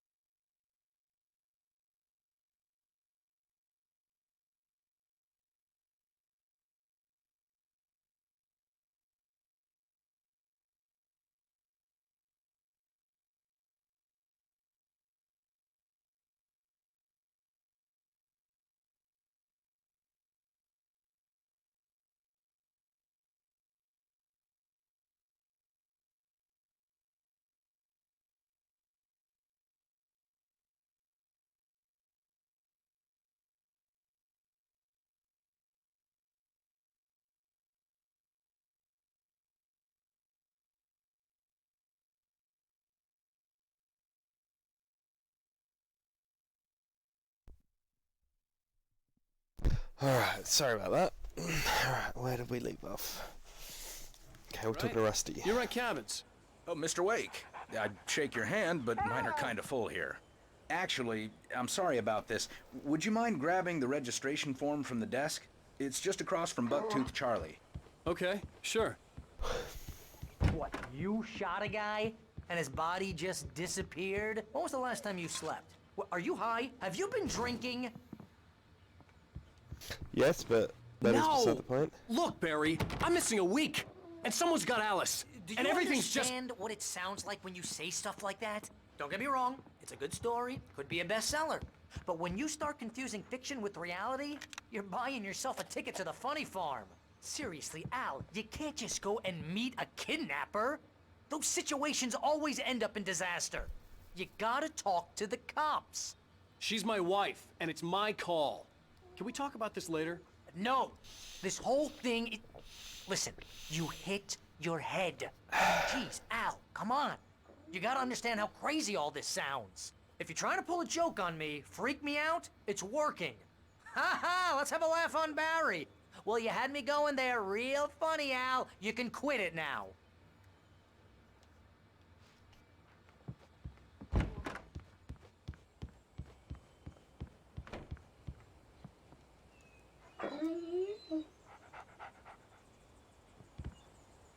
I think this is the form you wanted. And here are the keys. Okay, you're all set, Mr. Wake. Glad to have you staying here. Thanks. Can you tell me how to get to Lover's Peak? Oh, sure. It's at the end of the nature trail. Just follow the paths, you'll get to it eventually. It's an easy walk. Nice spot, too. Is that the dog that went If missing? you have any trouble finding it, just keep your eyes on the radio mast. It's right below that. Oh, and hey, if you take a walk in the woods, watch your steps so you don't end up like Max. I guess I'm a little worried. We got a bunch of campers out there we haven't heard from. It's not like these people are on a schedule, but with the traps, well, you know. I just don't want any trouble. Right, thanks.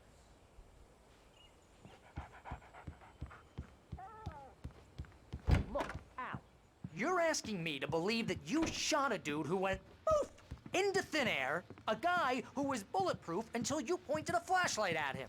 You hear that from people who end up spending time in padded...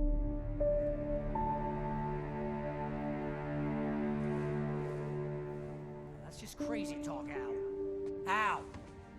Al? We should go to the sheriff or call the FBI. Damn it, Barry, they'll kill her!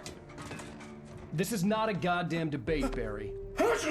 I'm going to Lover's Peak. He said to come alone. Okay then. I understand. You're my best friend, and I'm worried that you're not right in the head. Tell me what to do to help, and I'll do it. You stay here, and if I'm not back by morning, call the cavalry. Achoo!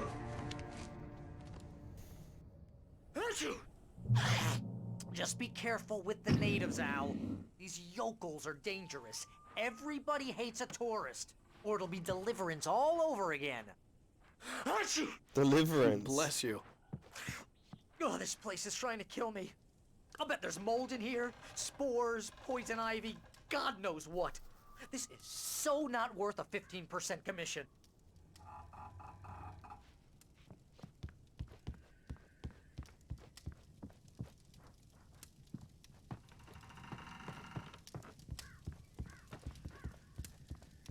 There it is.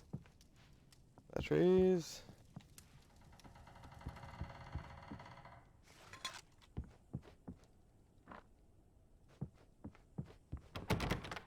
Lover's Peak, buddy. You know it.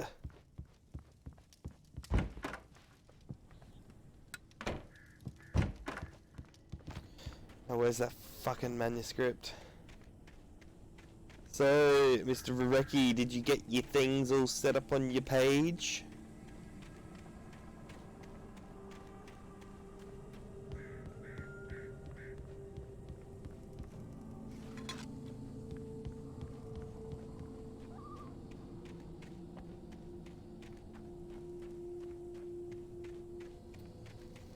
Good lad.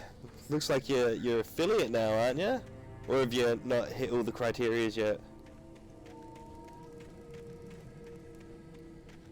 I swear you were at 50, or were you at 48, or 47?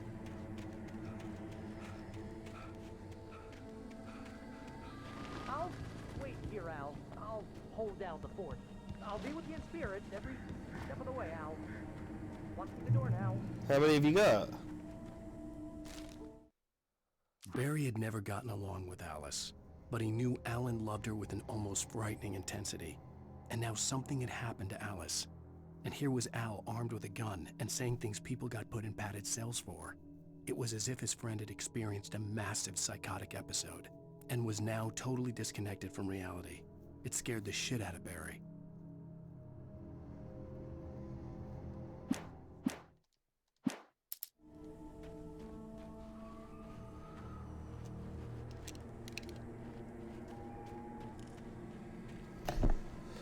Alright.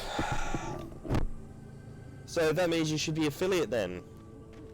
If you've only just reached it, you should get the email tomorrow. This wasn't the smartest thing I'd ever done, but I was still angry with Barry for trying to talk me out of it. These people had called me right in the sheriff's station. The cops wouldn't scare them, and they had Alice.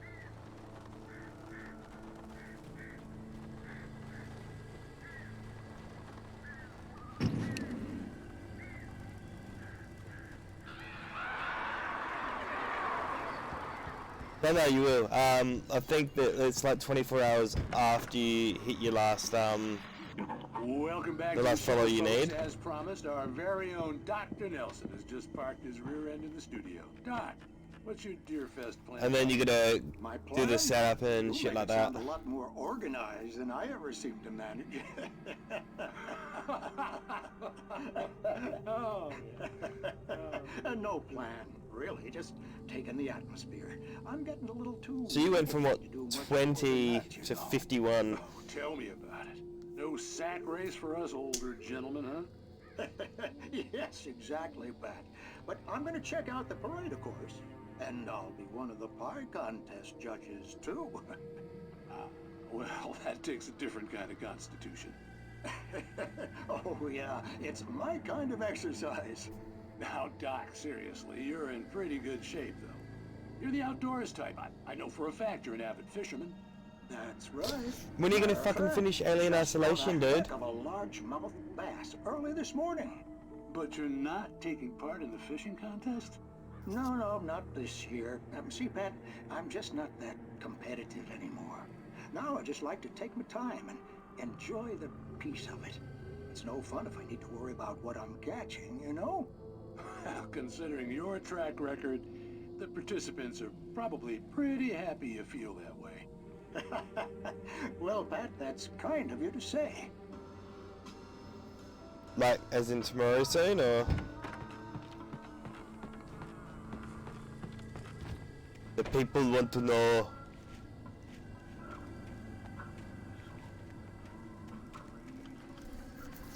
Because you'd be fucking close.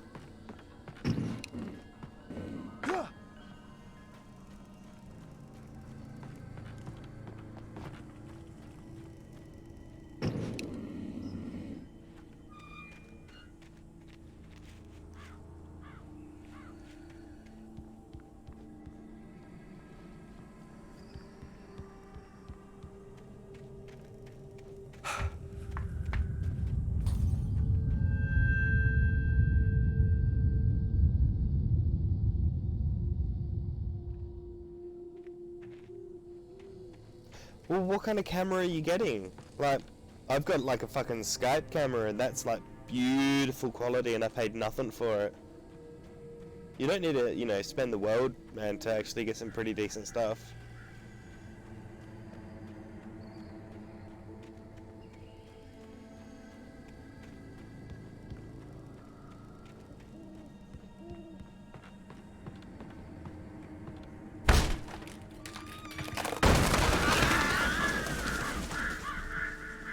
Wait, did you buy it online or are you getting it from a shop?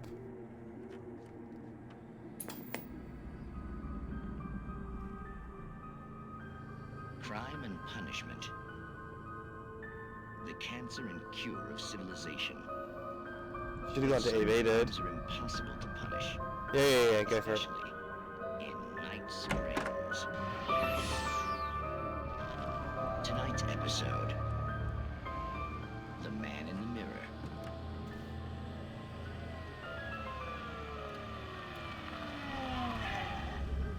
He's inside, Agent. He's a weird one. So, you're confessing to killing that guy, huh? Why? Had it coming? Yeah, but why would you do that? I mean, you're a nice guy. Normal. Took a kid to a soccer game. So how come at the game, you pick a guy and, quoting from the arresting officer's report here, assault the victim's head area repeatedly with the weapon of choice being a pair of bare fists? Wow, that sentence really flows, huh? Maybe you're not the literary type. Okay, so you mess him up. But why? Who was that guy? We couldn't ID him. Why would a guy like you do him like that? I didn't like his face?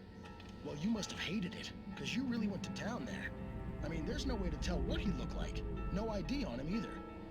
That must be difficult. But then we ran the fingerprints. Got a match. Your prints. Identical. Huh, how about that? Your son said you were wearing a white shirt when you took him to the game. But the white shirt is on the dead guy. It's plenty red now. You won't get away with this. Do you really think that's in any way relevant to me? I had plenty of time to talk to my boy before the cops arrived, you know? He won't stop screaming, am I right? You think he's ever gonna be okay? I left my mark. Believe me. You bastard. What? You gonna shoot me? What's the point? I'm going to prison. You got me. I don't understand any of this. And you never will. Don't worry. Maybe you'll see me again, Agent. Maybe in the mirror. The fuck?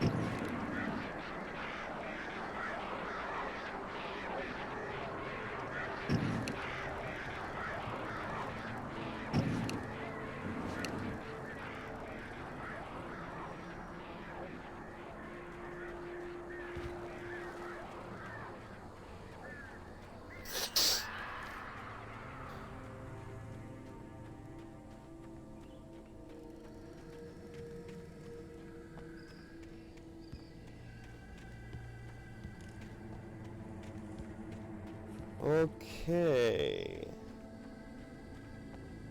That's what we want.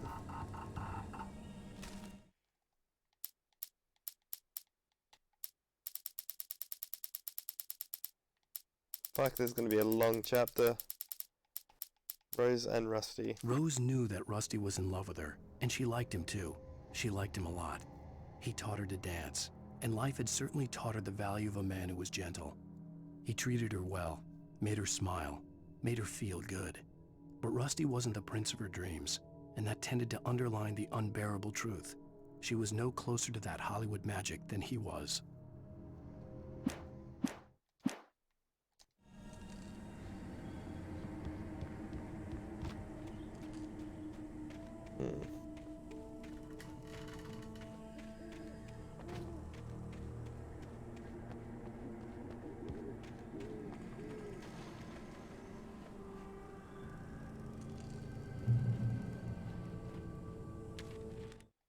The air in the visitor center was heavy with an awful smell, as if some rotten drowned thing had crawled up from its grave. Rusty kept coughing blood. My eyes were drawn to the twisted shape of his broken leg. The attack had been vicious. Max whined in his cage. Rusty's eyes were wild with fear and terror. He gasped. "Mr. Wake, it happened just the way it was on that page." Okay.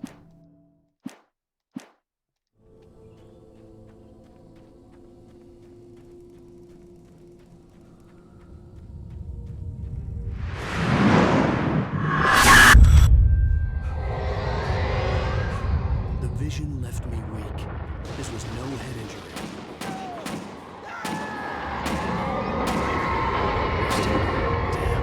Rusty, hang on! I'm coming! Please, help me!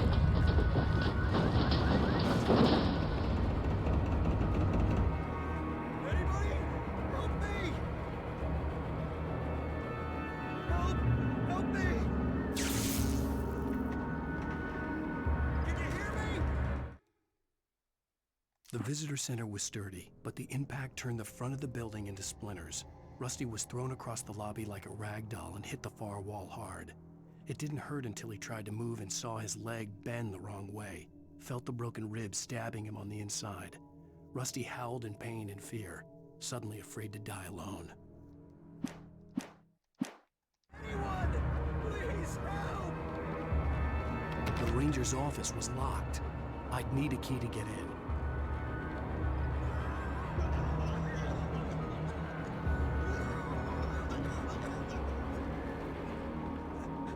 Hello?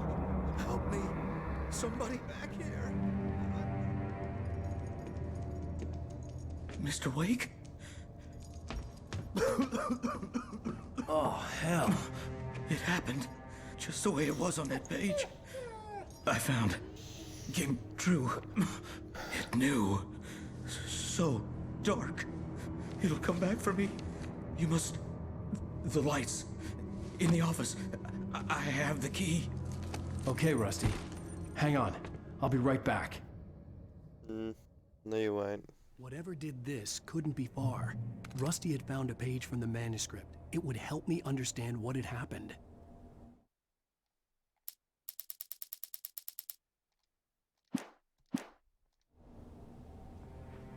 Shh. Good boy.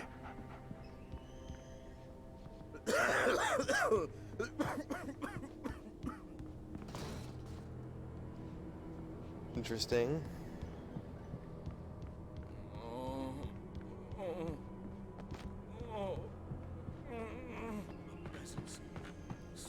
The only way to make sure that Rusty was safe was to get the power running and the lights back on.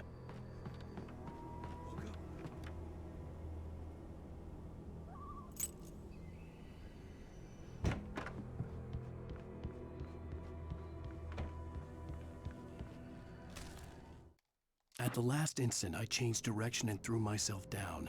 The axe splintered the trunk of a tree. I stumbled into the pool of bright light. My lungs burned. I was too exhausted to move. I tensed as I waited for the killing blow, but it never came. I raised my head. Nothing moved in the darkness beyond. For the moment, bathed in the cold light, I was safe.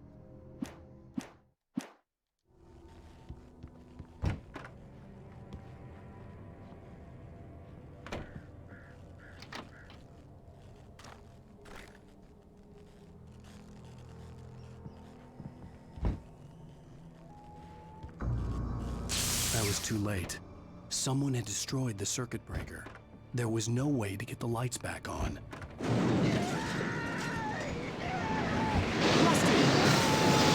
ground was covered with oily patches that looked like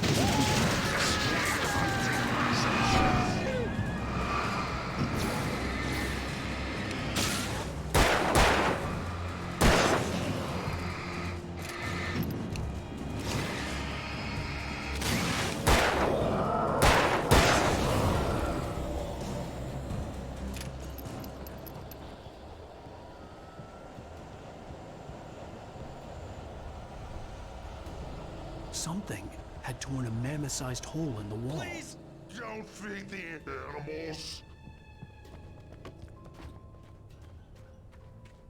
Fishing is only permitted for those visitors who purchase a park license to obey the park ranger's instructions at all times. Rusty, no! Never. No closer than 100 yards. Two bears and wolves never approach any other wildlife closer than 25 yards. Pets must be leashed. At all times. Never leave your pet unattended.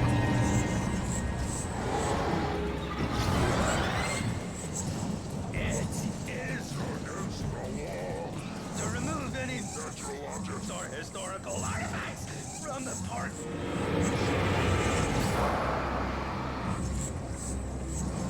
This includes even rocks. You may I go on the river. or even simple berries. Sir.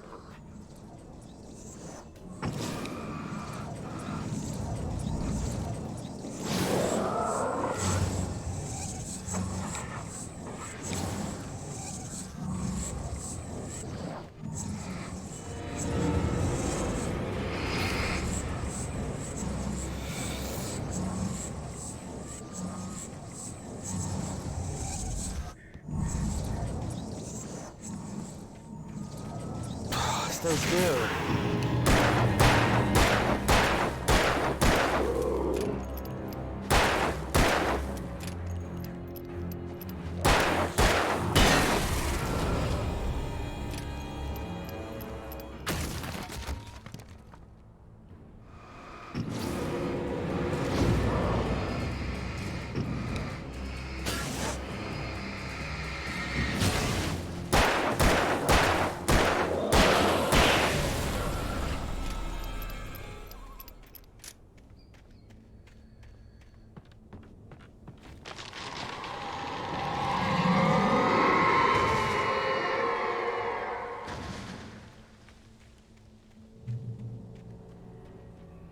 Q.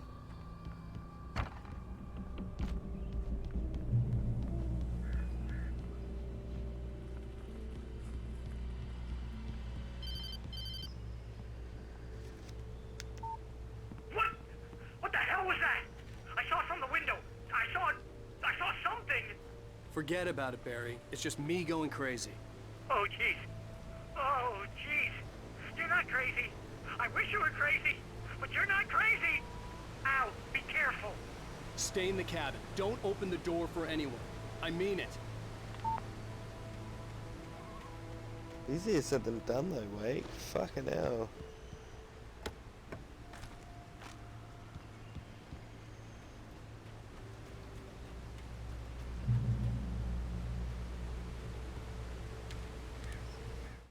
In that last instant of consciousness, Rusty thought about Rose.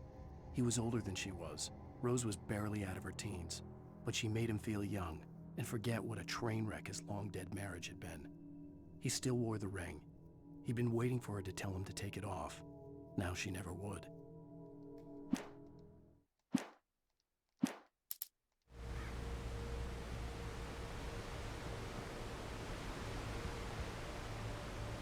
Roop.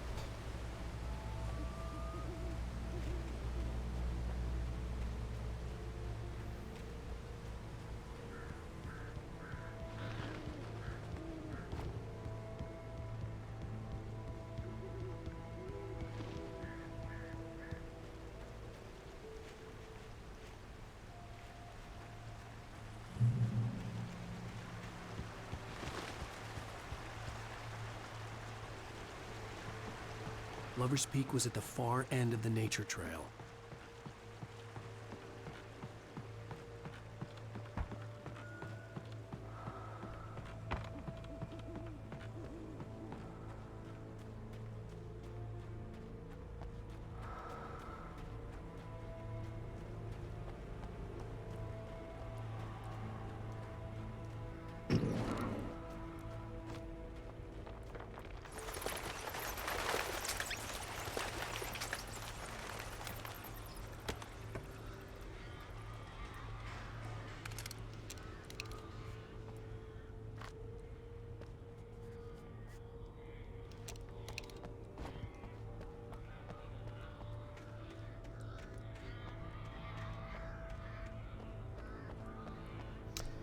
Rose.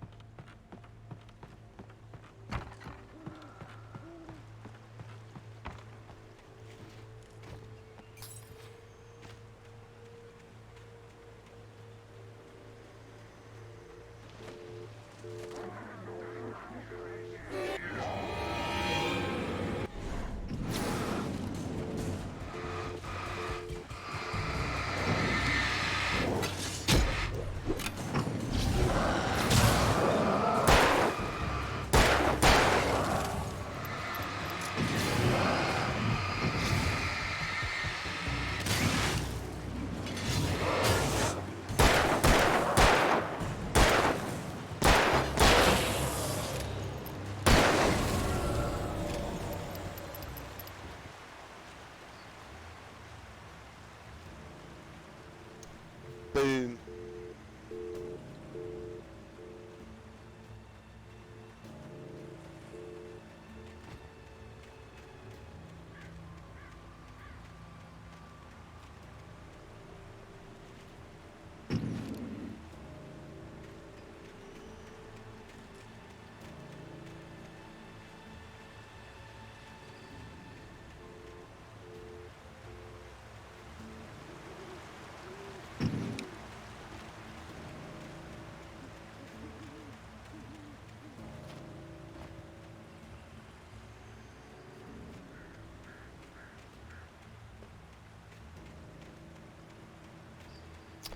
Have to go around.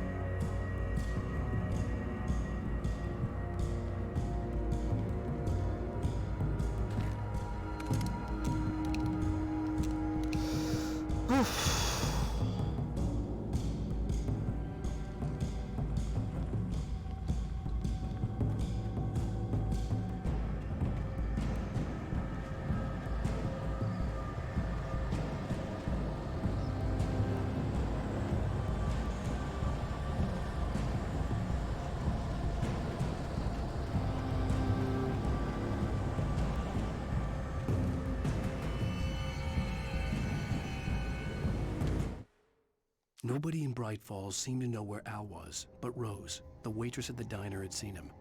From what Barry could tell, Al pretty much fell off the face of the earth when he left the diner.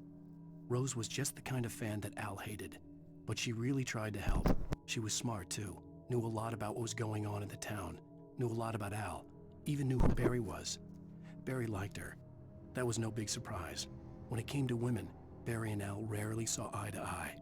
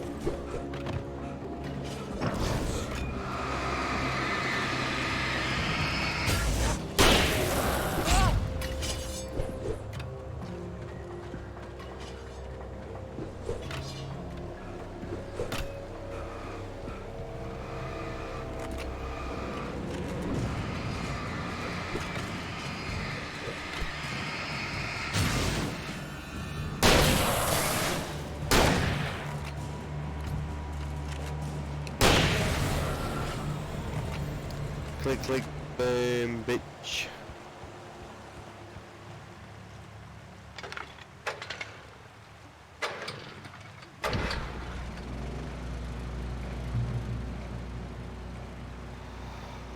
Whew.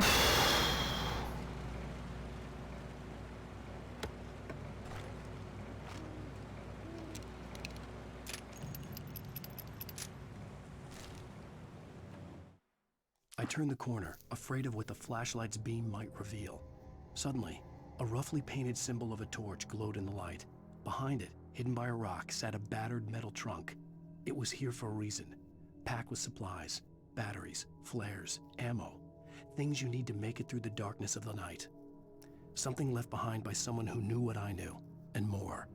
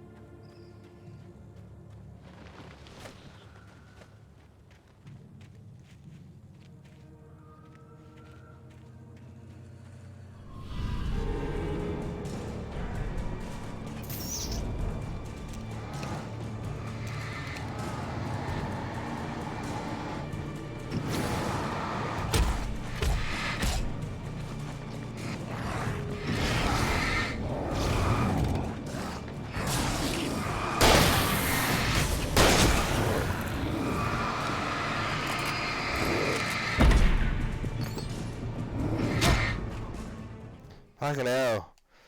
They got me right into a corner then.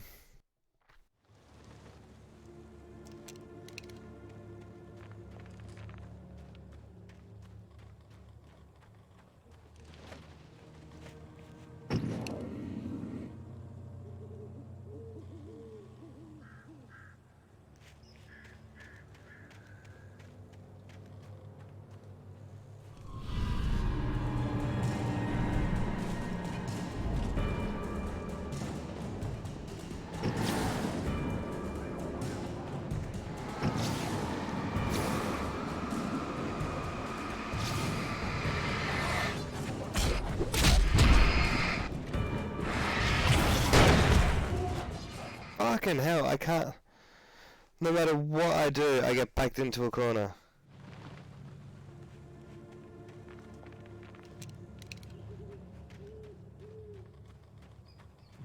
There, always there. Always there.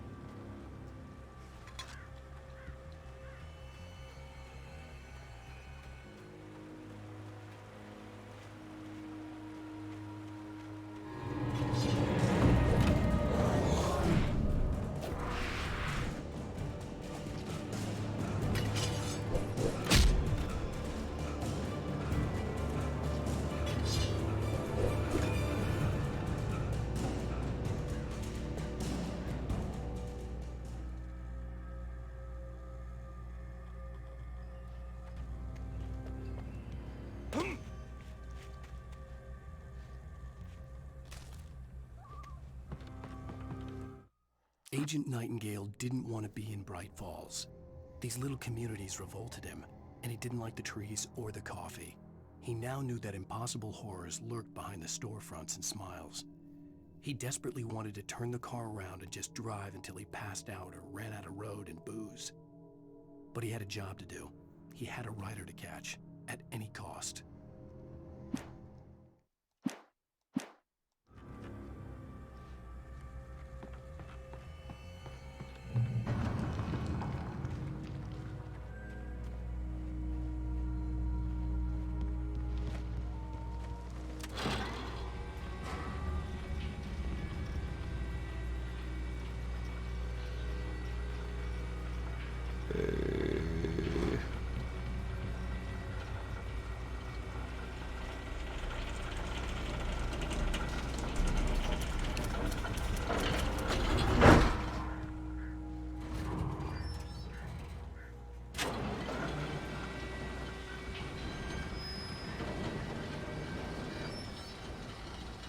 Shit.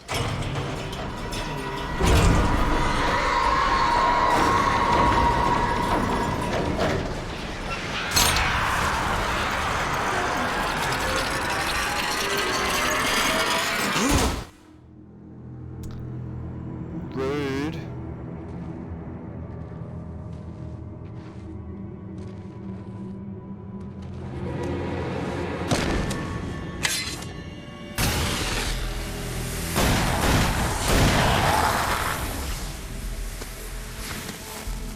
Come on, we gotta get moving. More of them coming.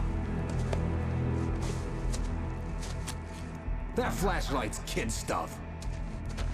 The flares won't keep the bastards away.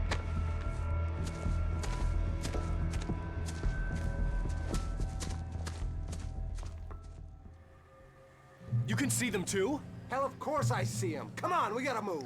Why? Because that's the way the story goes. Yeah, but... Let's move! I lost my gun back there.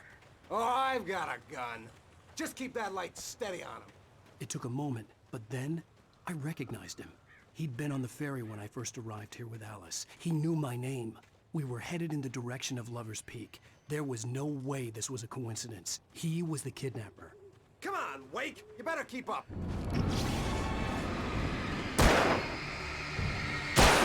What I got for you?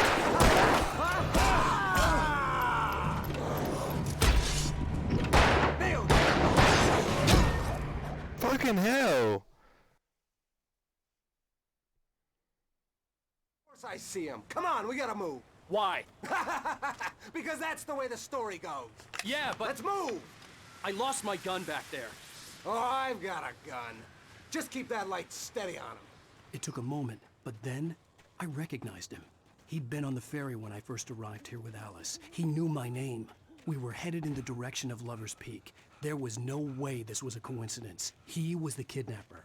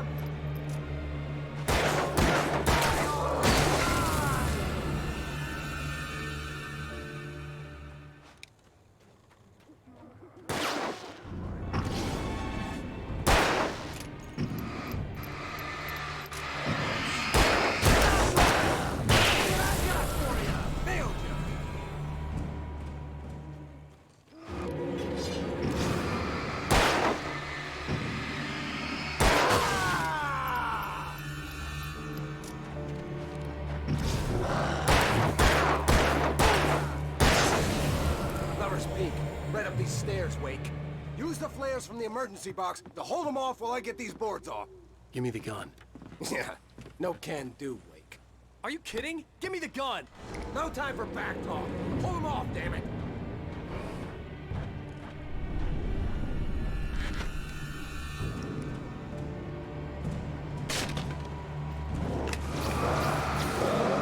Scare them off!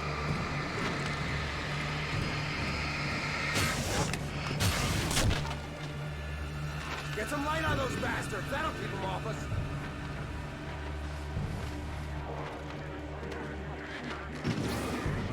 Just a little longer. I almost got it. Okay, it's open. Move it or lose it. Stop fighting me! Like that, boy! Huh? Oh, you feeling better now, Wade? All cozy and safe. Better get ready. They'll be on us soon.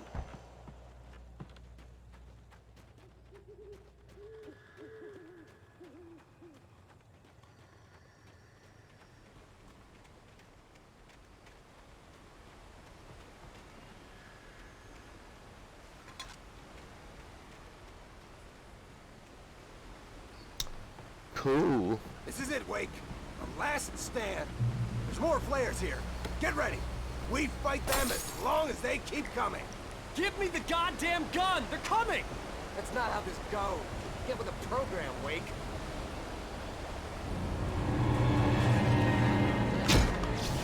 Get some! That's right.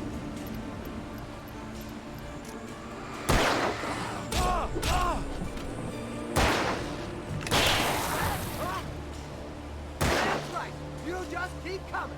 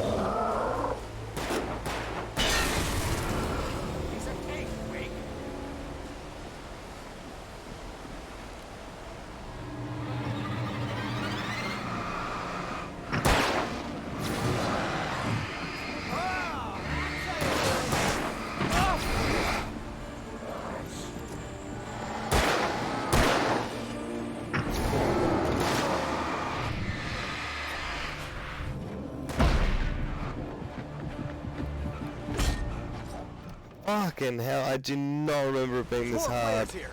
Get ready. We fight them as long as they keep coming. Give me the goddamn gun! They're coming! That's not how this goes. Get with the program, Wake.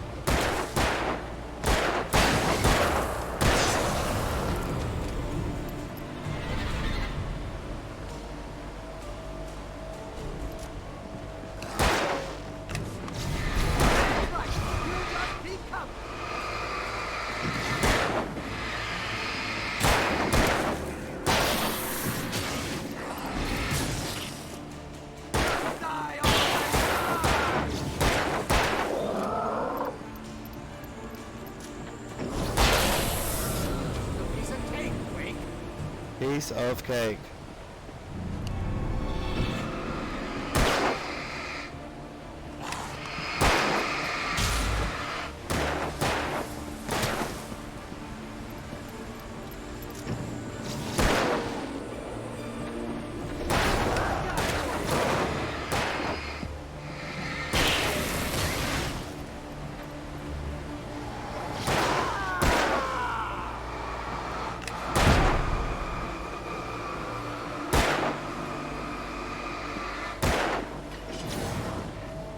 Monster!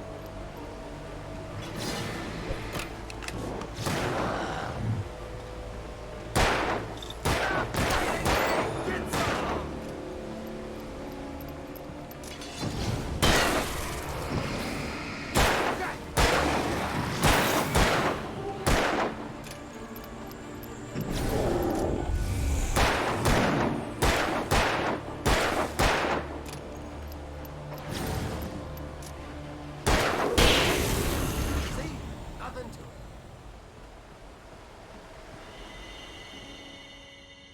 Fuck. Let's cut the act now. Where's my wife? I knew you were gonna say that. I read it all before. You're a hell of a writer. Congratulations. You're gonna bring about something glorious and terrible once we get you some proper editorial control. What the hell are you talking about? Where's Alice? I want the entire manuscript, or she's gonna suffer bad. You touch her and That was clever.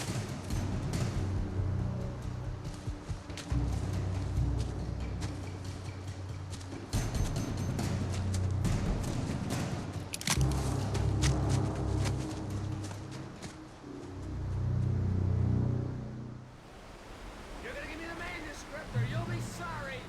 No! Come back here! I swear I'll kill you if you hurt Alice! Do you hear me? Come back here! He had Alice, and he wanted... On more than one occasion, Alice had tried to explain to me how it felt to be afraid of the dark. To her, darkness wasn't simply the absence of light, but something more tangible than that. It was something you could touch and feel. Worse than that, it was something with a mind of its own, something malicious and malign. For her, things changed when they were wrapped in darkness. They turned into something else, something foreign, and nothing was safe or innocent anymore. I'd never really understood what she meant, until now. The manuscript because he thought it held some magical power, but I had no manuscript to give him. I had to get back to Barry and figure out my next move.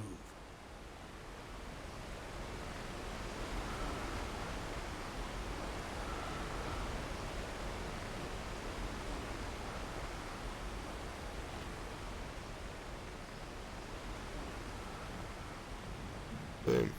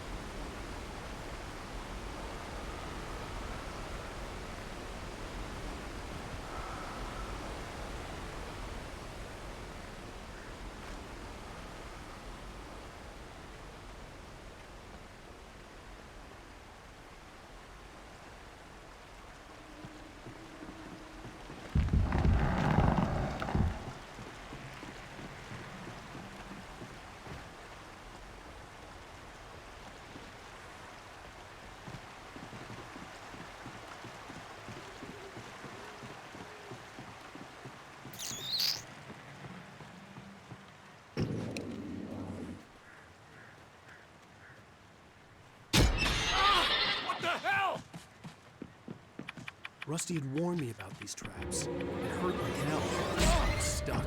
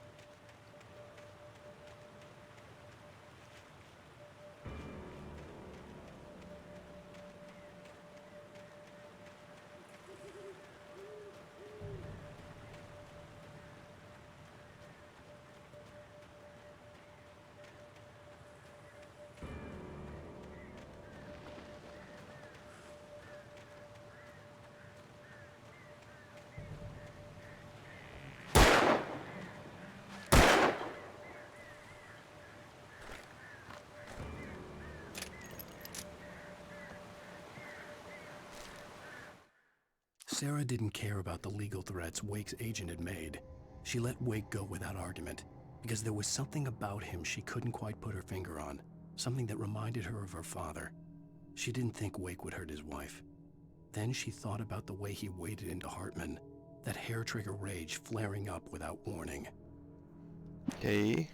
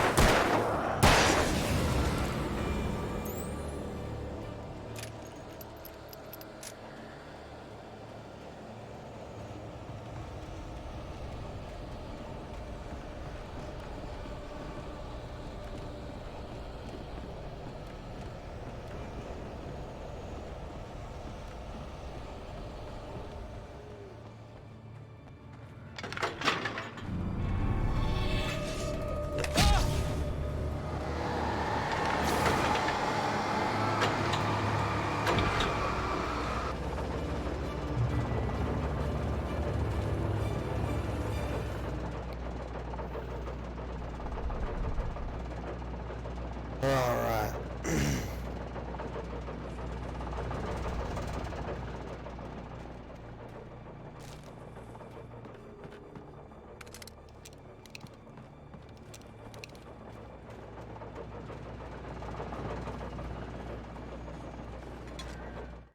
The night had been one desperate situation after another. I was exhausted, and my body felt as though it had been chewed up and spat out. The flashlight was heavy in my hand, and each pull of the trigger sent a painful shock up my arm.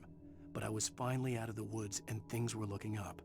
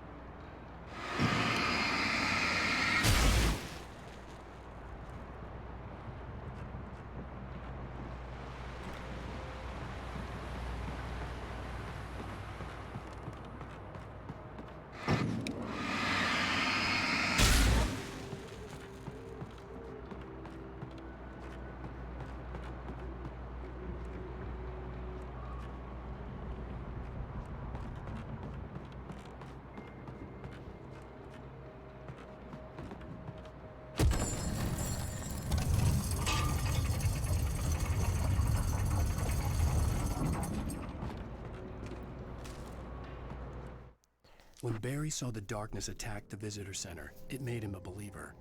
The men Al said he'd shot, they hadn't been just locals on crank. Somehow the world had changed, like the channel had been switched without warning. You think you're watching a sitcom, and you're really watching a horror show.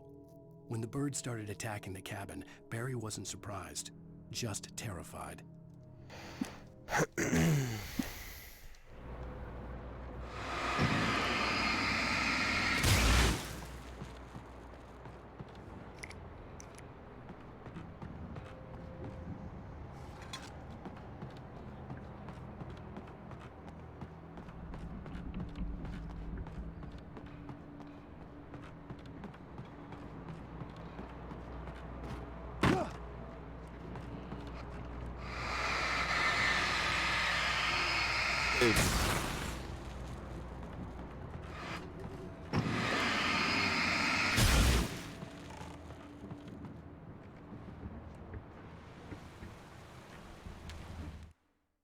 The logging site was a mess. The modular office had been pushed off the cliff. Deputy Thornton climbed up from the wreckage excited, breathing hard from the exertion. Nobody there. It's weird. Don't you think that's weird? Bored, Mulligan let out a mighty snort. Hell, it's always weird, Thornton. Just a question of sorting out what kind of weird it is this time around.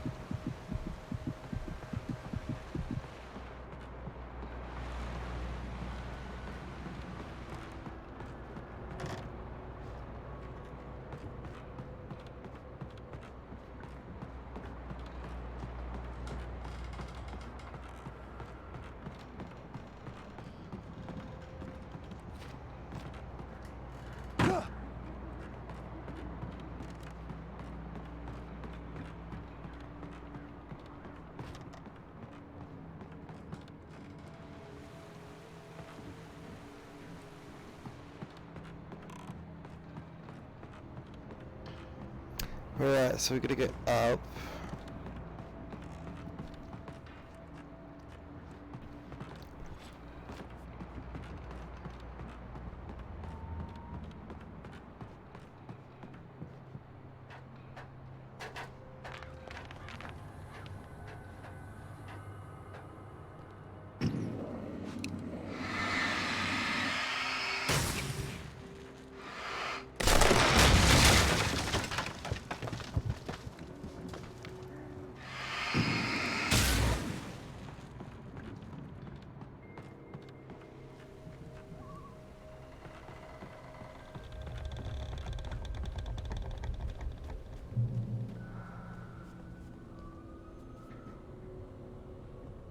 Beware of Widowmakers.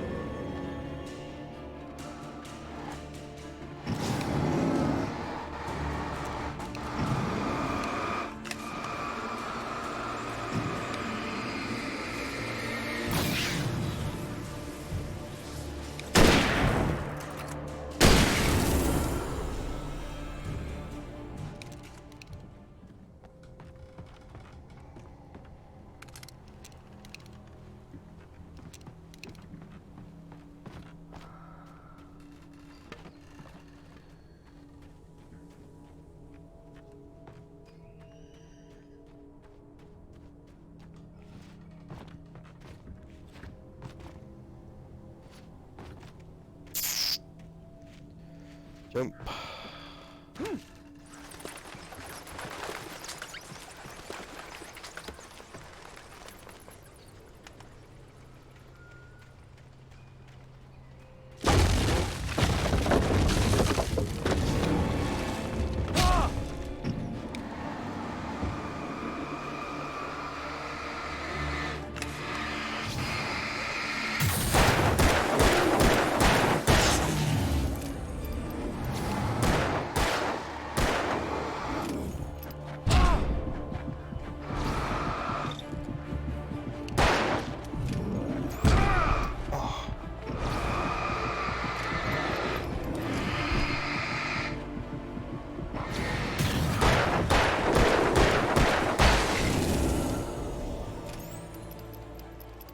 Jesus Christ.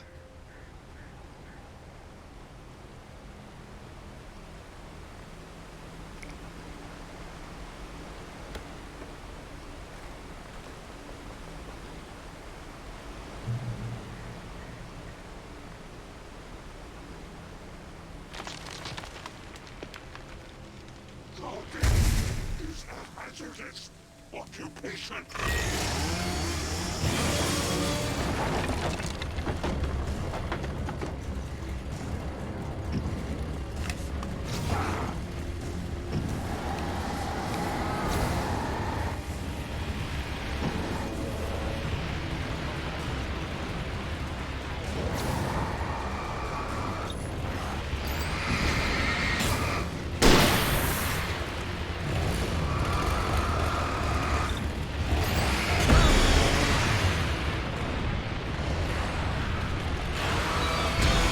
Fuck.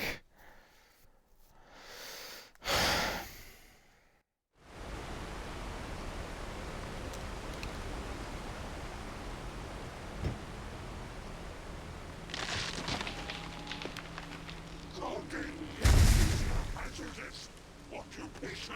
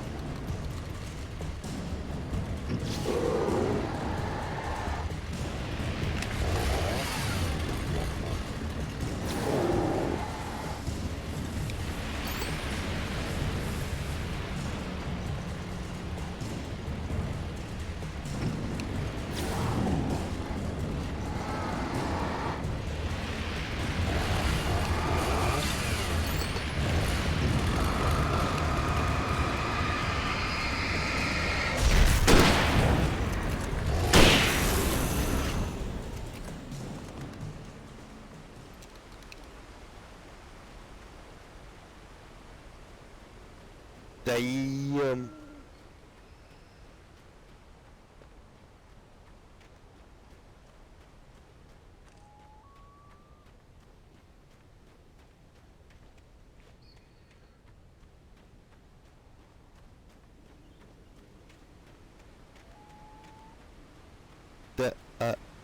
The yum.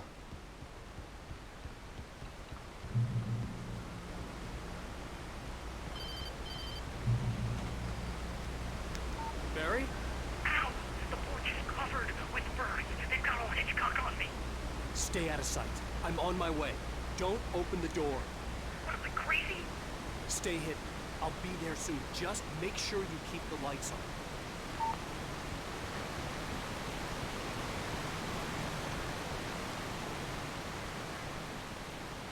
I still had to reach Barry at the cabin, but at least I was out of the woods. Thank fuck.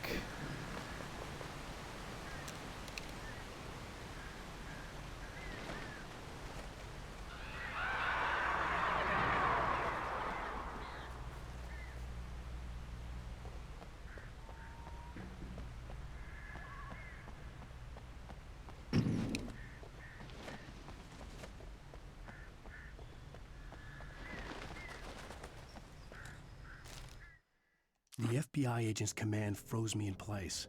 I considered surrender. It was all falling apart anyway. I could give in, let someone else deal with it. But it felt all wrong. Call it instinct. His posture. The way he held the gun. He was no friend. Shots ringing in my ears, I leaped for the hole in the fence and stumbled into the darkness beyond.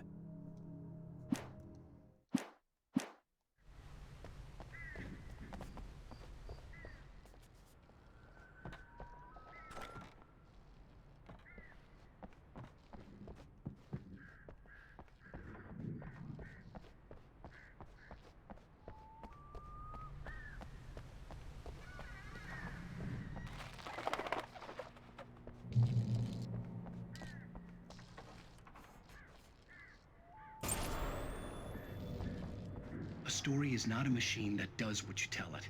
A story is a beast with a life of its own. You can create it, shape it, but as the story grows, it starts wanting things of its own.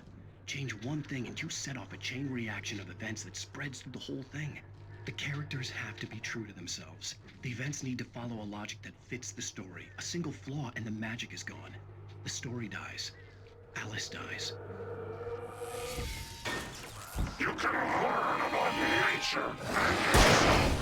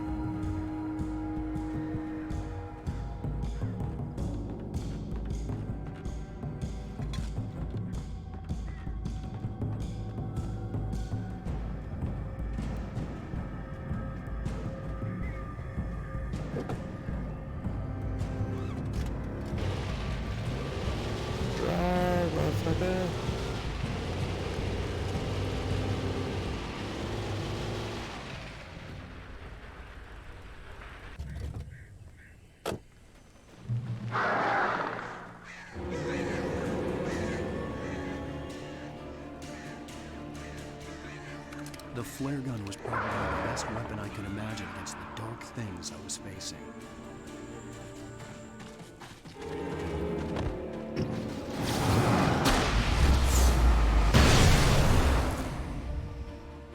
Boom.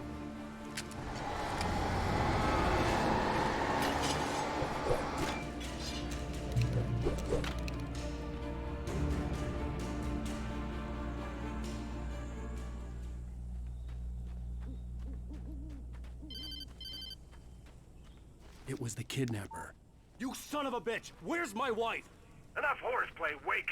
You deliver the manuscript, and you can have your woman back. Simple as that. I don't... Listen. Listen. I'm gonna need time to finish it. I still need to write the ending. I need... a week. Not done? I need a week. 2 days. The old Bright Falls coal mine is nearby. You can find it easy, city boy. The main building, there at noon. You bring the manuscript, you'll get your wife. If not, well, get me? Yes, I get you. I don't think he's joking, hey guys.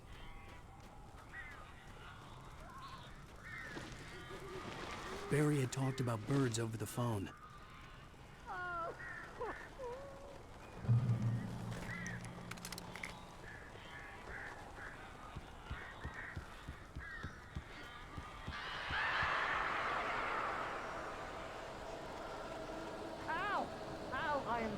glad you're here. A couple of them got in here before I blocked the chimney. This isn't normal. These birds are weird.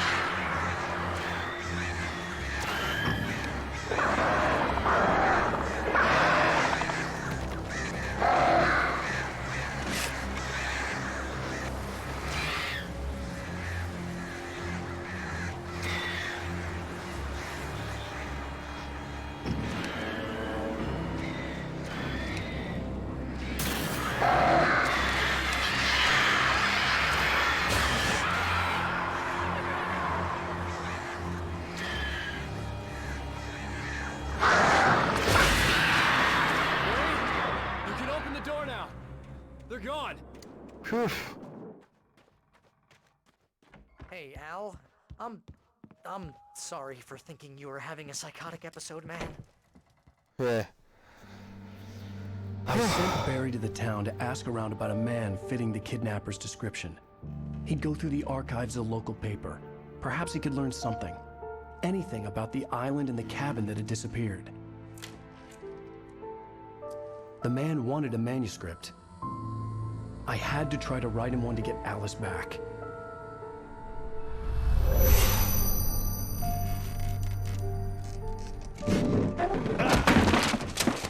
For me, the supernatural had always been nothing but a metaphor for the human psyche, a tool to use in writing fiction. Now, it was happening for real, and I couldn't put a single word on paper.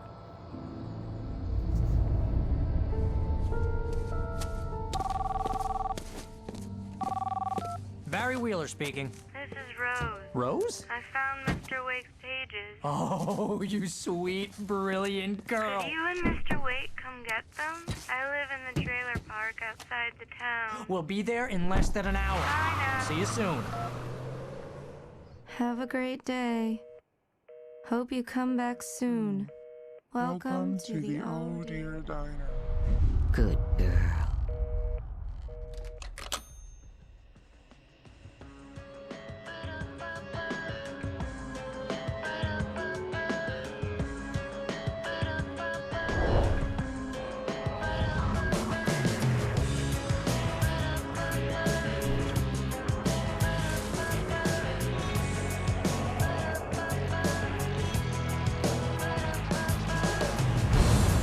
Come here.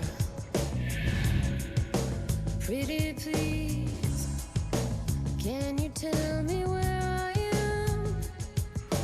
You want to say something? I need to get my bearings.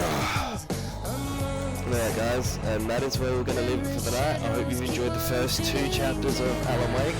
We are definitely sure to continue on with this in the very, very near future.